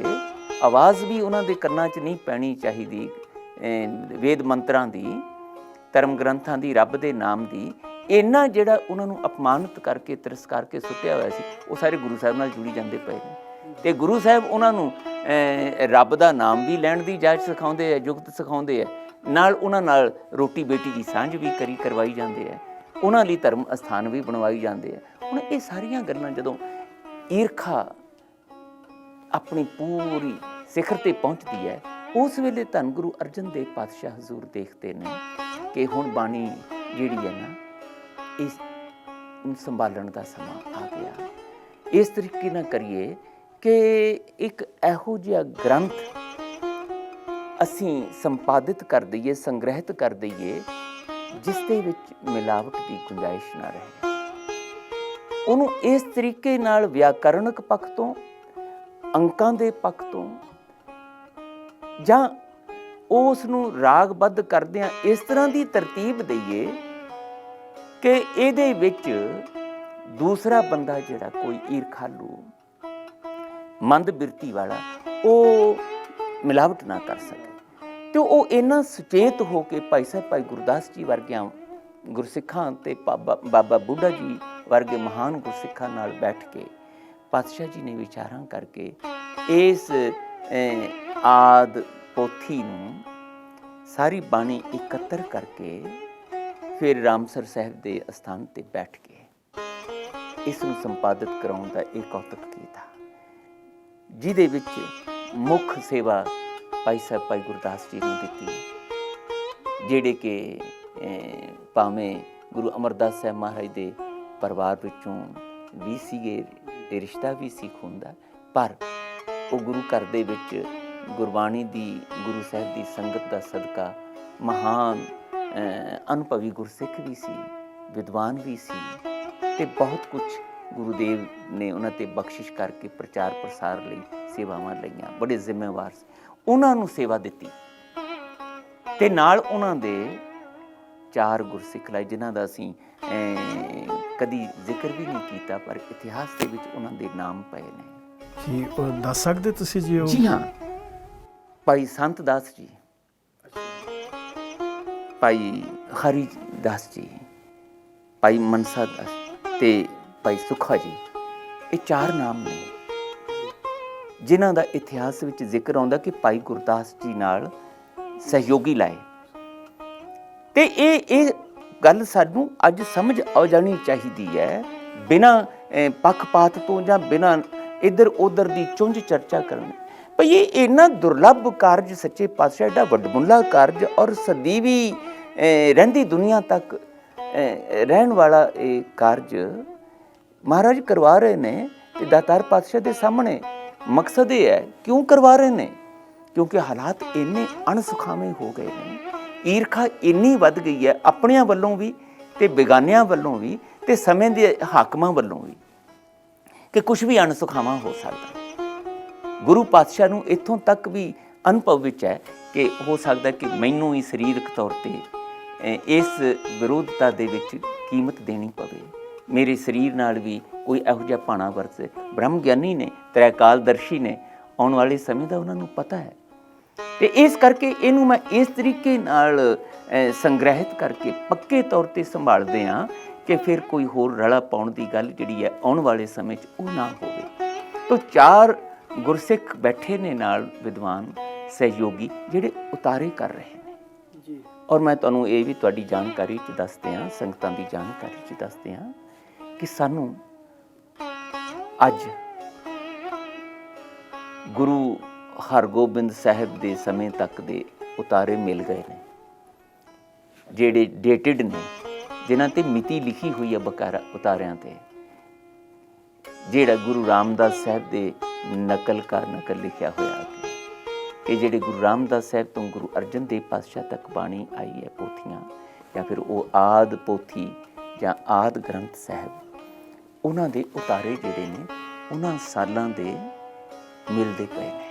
ਇਸ ਵੇਲੇ ਮੈਨੂੰ ਗੁਰੂ ਨੇ ਸੁਭਾਗ ਬਖਸ਼ਿਸ਼ ਕੀਤਾ ਕਿ ਮੈਂ ਇੱਕ ਪ੍ਰੋਜੈਕਟ ਹੁਣ ਤੇ ਬਹੁਤ ਸਾਰੀਆਂ ਸੰਸਥਾਵਾਂ ਹੋਰ ਵੀ ਕਰ ਰਹੀਆਂ ਨੇ, ਤੇ ਮੈਂ ਸਮਝਦਾ ਕਿ ਉਹ ਆਪਣੇ ਆਪ ਵਿੱਚ ਬਹੁਤ ਉਹਨਾਂ ਸੰਸਥਾਵਾਂ ਦਾ ਆਉਣ ਵਾਲੀਆਂ ਪੀੜ੍ਹੀਆਂ ਦੇ ਲਈ ਯੋਗਦਾਨ ਹੋਵੇਗਾ, ਵੱਡੀ ਸੇਵਾ ਹੋਵੇਗੀ, ਯਾਦਗਾਰੀ। ਕਿ ਉਹ ਜਿਹੜੇ ਉਤਾਰੇ ਅੱਜ ਬਿਰਧ ਬੀਣਾ ਕਹਿ ਕੇ ਉਹਨਾਂ ਦਾ ਸੰਸਕਾਰ ਕੀਤਾ ਜਾ ਰਿਹਾ, ਉਹ ਸਾਡਾ ਇੱਕ ਵੱਡਮੁੱਲਾ ਵਿਰਸਾ ਖਤਮ ਕੀਤਾ ਜਾ ਰਿਹਾ ਸੀ। ਬਹੁਤ ਸਾਰੀਆਂ ਗੁਰਸਿੱਖ ਰੂਹਾਂ ਨੇ ਉਹਨਾਂ ਨੂੰ ਸੰਭਾਲਣ ਦੀ, ਪ੍ਰੀਜ਼ਰਵ ਕਰਨ ਦੀ ਸੇਵਾ ਜਿਹੜੀ ਹੈ ਉਹਨੇ ਪਾਈ, ਕਿਉਂਕਿ ਟੈਕਨੋਲੋਜੀ ਵੀ ਹੈ। ਮੈਨੂੰ ਵੀ ਤਕਰੀਬਨ 20 ਸਾਲ 25 ਸਾਲ ਹੋ ਗਏ ਇਸ ਸੇਵਾ ਦੇ ਵਿੱਚ। ਮੈਨੂੰ ਮਹਾਰਾਜ ਨੇ ਫੁਰਨਾ ਪਾਇਆ ਸੀ, ਤੇ ਅੱਜ ਤਕਰੀਬਨ ਸਾਡੇ ਕੋਲ ਵੀ 300 ਦੇ ਕਰੀਬ ਹੱਥ ਲਿਖਤ ਸਰੂਪਾਂ ਦੀ ਡਿਜੀਟਲ ਫੋਟੋਗ੍ਰਾਫੀ ਪਈ ਹੈ। ਬਹੁਤ ਵੱਡਾ ਤੁਸੀਂ ਇੱਕ ਨਵਾਂ ਖਜ਼ਾਨਾ ਸੰਗਤ ਦੇ ਸਾਹਮਣੇ ਲੈ ਕੇ ਆ ਰਹੇ ਹੋ। ਹੁਣ ਤੇ ਕੋਈ ਦਿੰਦਾ ਨਹੀਂ ਸੀਗਾ, ਪਰ ਅਸੀਂ ਮਿੰਨਤਾਂ ਤਰਲੇ ਕਰਕੇ ਕੁਝ ਹੋਰ ਸਾਰਾ ਜੋ ਵੀ ਕਿਸੇ ਨੂੰ ਤਿਲ ਫੁੱਲ ਦਿੱਤਾ ਜਾ ਸਕਦਾ ਸੀ, ਹਰ ਹੀਲਾ ਵਰਤ ਕੇ ਉਹਨਾਂ ਦੀ ਡਿਜੀਟਲ ਫੋਟੋਗ੍ਰਾਫੀ ਕਰਕੇ ਉਹਨਾਂ ਨੂੰ ਪ੍ਰੀਜ਼ਰਵ ਕਰਨ ਦਾ ਇਹ ਜਿੰਨਾ ਗੁਰੂ ਨੇ ਕਰਵਾ ਲਿਆ। ਹੋਰ ਸੰਸਥਾਵਾਂ ਤੇ ਹੁਣ ਬਹੁਤ ਅੱਗੇ ਯੂਨੀਵਰਸਿਟੀਆਂ ਵੀ ਕਰਨ ਲੱਗ ਗਈਆਂ। ਮੈਂ ਗੱਲ ਇਹ ਕਰ ਰਿਹਾ ਸੀਗਾ ਕਿ ਗੁਰੂ ਅਰਜਨ ਦੇਵ ਪਾਤਸ਼ਾਹ ਹਜ਼ੂਰ ਨੇ ਉਹ ਉਤਾਰੇ ਜਿਹੜੇ ਕਰਵਾਏ, ਉਹ ਉਤਾਰਿਆਂ ਦੇ ਵਿੱਚ ਅੱਗੋਂ ਮਿਲਾਵਟ ਦੀ ਫੇਰ ਜਿਹੜੀ ਹੈ ਕਹਾਣੀ ਤੁਰ ਪਈ। ਪਰ ਗੁਰੂ ਅਰਜਨ ਦੇਵ ਪਾਤਸ਼ਾਹ ਨੂੰ ਪਤਾ ਲੱਗ ਗਿਆ। ਅੱਜ ਭਾਈ ਬੰਨੋਵਾਲੀ ਦੀ ਗੱਲ ਅਸੀਂ ਜਿਹੜੀ ਕਰਦੇ ਹਾਂ ਕਿ ਜਿਹਨੂੰ ਖਾਰੀ ਬੀੜ ਆਖਿਆ ਜਾਂਦਾ ਹੈ, ਇਹ ਗੁਰੂ ਅਰਜਨ ਦੇਵ ਪਾਤਸ਼ਾਹ ਦੇ ਵੇਲੇ ਤਿਆਰ ਹੋ ਗਈ। ਅਸੀਂ ਜੋੜ ਦਿੰਦੇ ਹਾਂ ਸਾਖੀ ਭਾਈ ਬੰਨੋ ਜੀ ਨਾਲ ਕਿ ਉਹ ਸਰੂਪ ਜਦੋਂ ਸੰਗ੍ਰਹਿਤ ਕਰਾਇਆ ਤੇ ਗੁਰੂ ਅਰਜਨ ਦੇਵ ਪਾਤਸ਼ਾਹ ਭਾਈ ਬੰਨੋ ਜੀ ਦੀ ਸੇਵਾ ਲਾਉਂਦੇ ਆ ਕਿ ਤੁਸੀਂ ਲਾਹੌਰ ਜਾ ਕੇ ਇਹਦੀ ਜਿਹੜੀ ਹੈ ਜਲਦਬੰਦੀ ਕਰਵਾ ਕੇ ਲਿਆਓ। ਭਲਿਓ ਐਡੀ ਭਿਆਨਕ ਹਾਲਤ ਦੇ ਵਿੱਚ ਜਦੋਂ ਚਾਰੇ ਪਾਸੇ ਵਿਰੋਧਤਾ ਹੀ ਵਿਰੋਧਤਾ ਹੈ, ਇੱਕ ਕਾਪੀ ਤਿਆਰ ਹੋਈ, ਇੱਕ ਗ੍ਰੰਥ ਤਿਆਰ ਹੋਇਆ, ਉਹ ਵੀ ਮਹਾਰਾਜ ਭੇਜ ਰਹੇ ਨੇ ਲਾਹੌਰ ਕਿ ਅੰਮ੍ਰਿਤਸਰ ਸਾਹਿਬ 'ਚ ਉਹਨਾਂ ਕੋਲ ਸਾਧਨ ਨਹੀਂ ਸੀ ਕਿ ਉੱਥੇ ਜਿਲਦ ਸਾਜ਼ਾਂ ਨੂੰ ਬੁਲਾ ਕੇ ਉਹ ਜਿਲਦ ਬਣਵਾ ਸਕਦੇ। ਜੇ ਕਾਗਜ਼ ਦਾ ਇੰਤਜ਼ਾਮ ਕੀਤਾ, ਸਿਆਹੀ ਦਾ ਇੰਤਜ਼ਾਮ ਕੀਤਾ, ਜਿਹੜੀ ਕਿ ਬੜੀ ਉਸ ਵੇਲੇ ਔਖੀ ਗੱਲ ਸੀਗੀ, ਪਰ ਉਹ ਸਾਰਾ ਕੁਝ ਜੇ ਕਰਵਾ ਲਿਆ ਤੇ ਫਿਰ ਜਲਦਬੰਦੀ ਵੀ ਤੇ ਕਰਵਾ ਸਕਦੇ ਸੀ। ਫਿਰ ਗੁਰੂ ਸਾਹਿਬ ਸੱਚੇ ਪਾਤਸ਼ਾਹ ਨੂੰ ਇਹ ਵੀ ਤੇ ਪਤਾ ਹੈ ਕਿ ਹਾਲਾਤ ਕੀ ਨੇ। ਕੋਈ ਅਣਸੁਖਾਵੀਂ ਘਟਨਾਵਾਂ ਆਪਣੇ ਵੱਲੋਂ ਵਾਪਰ ਸਕਦੀ ਹੈ। ਇਹ ਗ੍ਰੰਥ ਜਿਹੜਾ ਹੈ ਇਹਦੇ ਨਾਲ ਕੁਝ ਵੀ ਭਾਣਾ ਵਰਤ ਸਕਦਾ ਹੈ। ਸਿੰਘ ਸਾਹਿਬ ਜੀ, ਤੁਸੀਂ ਬਹੁਤ ਹੀ ਵਡਮੁੱਲੀ ਜਾਣਕਾਰੀ ਸਾਨੂੰ ਬਖਸ਼ਿਸ਼ ਕਰ ਰਹੇ ਸੀ, ਪਰ ਗੁਰੂ ਪਿਆਰੀ ਸਾਧ ਸੰਗਤ ਜੀ, ਹੁਣ ਵੇਲਾ ਹੋ ਗਿਆ ਇੱਕ ਛੋਟੇ ਜਿਹੇ ਬ੍ਰੇਕ ਦਾ, ਤੇ ਮਿਲਦੇ ਹਾਂ ਬ੍ਰੇਕ ਤੋਂ ਬਾਅਦ। ਏਕ ਓੰਕਾਰ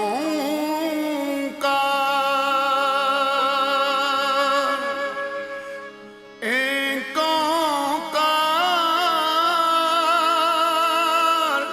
ਏਕ ਓੰਕਾਰ ਸਤਿਗੁਰ ਪ੍ਰਸਾਦਿ। ਗੁਰੂ ਪਿਆਰੀ ਸਾਧ ਸੰਗਤ ਜੀ, ਬ੍ਰੇਕ ਤੋਂ ਬਾਅਦ ਆਪਾਂ ਫਿਰ ਹਾਜ਼ਰ ਹਾਂ ਤੇ ਅਸੀਂ ਗੱਲ ਕਰ ਰਹੇ ਸਾਂ ਸ੍ਰੀ ਗੁਰੂ ਗ੍ਰੰਥ ਸਾਹਿਬ ਜੀ ਦੇ ਪ੍ਰਕਾਸ਼ ਪੁਰਬ ਦੇ ਸੰਬੰਧ ਵਿੱਚ, ਤੇ ਜਿਸ ਸੰਬੰਧ ਵਿੱਚ ਸਿੰਘ ਸਾਹਿਬ ਪ੍ਰੋਫੈਸਰ ਮਨਜੀਤ ਸਿੰਘ ਹੋਣਾ ਨੇ ਸਾਨੂੰ ਬਹੁਤ ਹੀ ਵਿਸਥਾਰ ਦੇ ਵਿੱਚ ਗੁਰੂ ਗ੍ਰੰਥ ਸਾਹਿਬ ਦੀ ਸੰਪਾਦਨਾ ਬਾਰੇ ਜਾਣਕਾਰੀ ਬਖਸ਼ਿਸ਼ ਕੀਤੀ ਹੈ। ਆਓ ਇਸ ਗੱਲਬਾਤ ਨੂੰ ਆਪਾਂ ਹੋਰ ਅੱਗੇ ਲੈ ਕੇ ਚੱਲਦੇ ਹਾਂ ਕਿ ਗੁਰੂ ਗ੍ਰੰਥ ਸਾਹਿਬ ਜੀ ਦੀ ਜਿੱਥੇ ਸੰਪਾਦਨਾ ਸ੍ਰੀ ਗੁਰੂ ਅਰਜਨ ਸਾਹਿਬ ਜੀ ਨੇ ਭਾਈ ਗੁਰਦਾਸ ਜੀ ਕੋਲੋਂ ਤੇ ਨਾਲ ਸਹਾਇਕ ਗੁਰਸਿੱਖ ਲਾ ਕੇ ਕਰਵਾਈ ਹੈ, ਉੱਥੇ ਭਗਤ ਬਾਣੀ ਨੂੰ ਉਹਨਾਂ ਨੇ ਸ੍ਰੀ ਗੁਰੂ ਗ੍ਰੰਥ ਸਾਹਿਬ ਦੇ ਵਿੱਚ ਕਿਵੇਂ ਦਰਜ ਕੀਤਾ ਹੈ ਤੇ ਹੋਰ ਕਿੰਨੇ ਗੁਰਸਿੱਖਾਂ ਦੀ ਬਾਣੀ ਹੈ, ਇਸ ਸੰਬੰਧੀ ਆਪਾਂ ਜਾਣਕਾਰੀ ਲਵਾਂਗੇ ਸਿੰਘ ਸਾਹਿਬ ਹੋਣਾ ਕੋਲੋਂ। ਸਿੰਘ ਸਾਹਿਬ ਜੀ, ਸੋ ਸਾਨੂੰ ਇਸ ਸੰਬੰਧ ਦੇ ਵਿੱਚ ਹੁਣ ਜਾਣਕਾਰੀ ਬਖਸ਼ਿਸ਼ ਕਰੋ ਕਿ ਗੁਰੂ ਗ੍ਰੰਥ ਸਾਹਿਬ ਜੀ ਦੀ ਪਾਵਨ ਬੀੜ ਦੇ ਅੰਦਰ ਭਗਤਾਂ ਦੀ ਬਾਣੀ ਕਿਵੇਂ ਦਰਜ ਕੀਤੀ ਮਹਾਰਾਜ ਨੇ, ਕਿਉਂਕਿ ਭਗਤ ਤਾਂ ਵੱਖ-ਵੱਖ ਸਟੇਟਾਂ ਦੇ ਰਹਿਣ ਵਾਲੇ ਸਨ। ਉਹਨਾਂ ਨੇ ਬਾਣੀ ਤਾਂ ਆਪਣੀ ਸਟੇਟ ਦੇ ਵਿੱਚ ਜਿਹੜੀ ਲੈਂਗੁਏਜ ਬੋਲੀ ਜਾਂਦੀ ਸੀ ਉਸੇ ਦੇ ਵਿੱਚ ਹੀ ਉਚਾਰਨ ਕੀਤੀ ਗਈ ਹੋਵੇਗੀ। ਫਿਰ ਉਸ ਬਾਣੀ ਨੂੰ ਗੁਰਮੁਖੀ ਰੂਪ ਕਿੱਦਾਂ ਦਿੱਤਾ ਗਿਆ। ਤੇ ਇੱਕ ਗੱਲ ਨਾਲ ਹੀ ਹੋਰ ਹੈ ਕਿ ਭਗਤ ਬਾਣੀ ਵਿੱਚ ਜਿਵੇਂ ਆਪਾਂ ਬਾਬਾ ਕਬੀਰ ਸਾਹਿਬ ਦੇ ਸ਼ਲੋਕ ਹੀ ਪੜ੍ਹਦੇ ਹਾਂ, ਉੱਥੇ ਕਈਆਂ ਥਾਵਾਂ ਤੇ ਮਹਿਲਾ ਤੀਜਾ ਜਾਂ ਮਹਿਲਾ ਪੰਜਵਾਂ ਨਾਲ ਲਿਖ ਕੇ ਸ਼ਲੋਕ ਉਚਾਰਨ ਕੀਤੇ ਗਏ ਨੇ। ਇਸ ਸੰਬੰਧੀ ਸਾਨੂੰ ਜ਼ਰੂਰ ਜਾਣਕਾਰੀ ਬਖਸ਼ਿਸ਼ ਕਰੋ। ਹਾਂ, ਬਹੁਤ ਕੀਮਤੀ ਪ੍ਰਸ਼ਨ ਹੈ, ਬੜਾ ਪ੍ਰਸੰਗਕ ਹੈ ਭਾਈ ਸਾਹਿਬ ਇਹ ਪ੍ਰਸ਼ਨ ਜਿਹੜਾ ਤੁਸੀਂ ਕਰ ਰਹੇ ਹੋ। ਜਦੋਂ ਗੁਰੂ ਦੇਵ ਪਾਤਸ਼ਾਹ ਹਜ਼ੂਰ ਨੇ ਇਹ ਬਾਣੀ ਦੀ ਸੰਪਾਦਨਾ ਕੀਤੀ ਹੈ, ਤੇ ਮੈਂ ਤੁਹਾਨੂੰ ਦੱਸ ਰਿਹਾ ਸੀਗਾ ਜੋ ਵਿਦਵਾਨਾਂ ਨੇ, ਸਤਿਪੁਰਸ਼ਾਂ ਨੇ ਸਾਨੂੰ ਇਹਦੇ ਸੰਬੰਧੀ ਜਾਣਕਾਰੀ ਦਿੱਤੀ ਹੈ, ਉਹਦੇ ਆਧਾਰ ਤੇ ਮੈਂ ਇਹ ਬਚਨ ਕਰ ਰਿਹਾ ਔਰ ਬਾਣੀ ਦੇ ਅੰਦਰਲੇ ਹਵਾਲਿਆਂ ਨਾਲ ਵੀ, ਕਿ ਗੁਰੂ ਨਾਨਕ ਪਾਤਸ਼ਾਹ ਹਜ਼ੂਰ ਜਦੋਂ ਥਾਂ-ਥਾਂ ਤੇ ਗਏ ਨੇ ਪ੍ਰਚਾਰ ਦੌਰਿਆਂ ਦੇ ਵਿੱਚ, ਚੜ੍ਹਿਆ ਸੋਧਣ ਧਰਤ ਲੁਕਾਈ ਦੇ ਮਿਸ਼ਨ ਨੂੰ ਲੈ ਕੇ, ਤਾਂ ਉਹ ਵਿਸ਼ੇਸ਼ ਤੌਰ ਤੇ ਉਹਨਾਂ ਅਸਥਾਨਾਂ ਤੇ ਵੀ ਗਏ ਨੇ ਜਿੱਥੇ ਸਤਿਪੁਰਸ਼ ਇਹ ਭਗਤ ਸਾਹਿਬਾਨ ਰਹਿੰਦੇ ਸੀ। ਔਰ ਉਹ ਭਗਤ ਸਾਹਿਬਾਨ ਬਹੁਤ ਵੱਡੀਆਂ ਵੱਡੀਆਂ ਵੰਗਾਰ ਭਰਪੂਰ ਸੇਵਾਵਾਂ ਨਿਭਾ ਰਹੇ ਸੀ। ਭਗਤ ਕਬੀਰ ਜੀ, ਭਗਤ ਨਾਮਦੇਵ ਜੀ, ਰਵਿਦਾਸ ਜੀ ਵਰਗੇ ਸੱਜਣ ਉਹ ਕਾਂਸ਼ੀ ਵਿੱਚ ਰਹਿ ਰਹੇ, ਜਿਹੜਾ ਕਿ ਪੰਡਤਾਂ ਦਾ, ਵਿਦਵਾਨਾਂ ਦਾ ਗੜ੍ਹ ਕਿਹਾ ਜਾਂਦਾ, ਔਰ ਉਹਨਾਂ ਨੂੰ ਸ਼ੂਦਰ ਕਹਿ ਕਹਿ ਕੇ ਰੱਬ ਦਾ ਨਾਮ ਨਹੀਂ ਲੈਣ ਦਿੱਤਾ ਜਾ। ਪਰ ਭਗਤ ਕਬੀਰ ਜੀ, ਭਗਤ ਰਵਿਦਾਸ ਜੀ, ਨਾਮਦੇਵ ਜੀ, ਇਹ ਸਾਰੇ ਅਖੌਤੀ ਤੌਰ ਤੇ ਪੰਡਤ ਵੱਲੋਂ ਗਰਦਾਨੀਆਂ ਗਈਆਂ ਨੀਵੀਆਂ ਜ਼ਾਤਾਂ। ਗੁਰੂ ਨਾਨਕ ਪਾਤਸ਼ਾਹ ਨੇ ਤੈਨੂੰ ਪ੍ਰਵਾਨ ਹੀ ਨਹੀਂ ਕੀਤਾ। ਇਹ ਤੇ ਮਹਾਰਾਜ ਕਹਿੰਦੇ ਜੋਤ ਰੂਪ ਨੇ ਸਾਰੇ, ਵਾਹਿਗੁਰੂ ਦੀ ਰਾਮ ਦੀ ਅੰਸ਼ ਨੇ ਸਾਰੇ, ਤੇ ਹਰ ਇੱਕ ਮਨੁੱਖ ਦੇ ਅੰਦਰ ਵਾਹਿਗੁਰੂ ਜੀ ਦਾ ਹਰਿ ਮੰਦਰ ਹੈ, ਵਾਹਿਗੁਰੂ ਜੀ ਦਾ ਨਿਵਾਸ ਅਸਥਾਨ ਹੈ। ਇਸ ਕਰਕੇ ਕੋਈ ਵੀ ਵੱਖਰਾ ਵੱਖਰਾ ਨਹੀਂ। ਇਹੀ ਗੱਲ ਕਬੀਰ ਜੀ ਪੰਡਤਾਂ ਦੇ ਘਰ 'ਚ ਬੈਠ ਕੇ, ਗੜ੍ਹ 'ਚ ਬੈਠ ਕੇ ਕਹਿ ਰਹੇ ਨੇ ਕਿ ਹਮ ਕਤ ਲੋਹੁ ਤੁਮ ਕਤ ਸ਼ੂਦ, ਤੁਮ ਕਤ ਬ੍ਰਾਹਮਣ ਹਮ ਕਤ ਸ਼ੂਦ ਕਹਿ ਰਹੇ ਨੇ।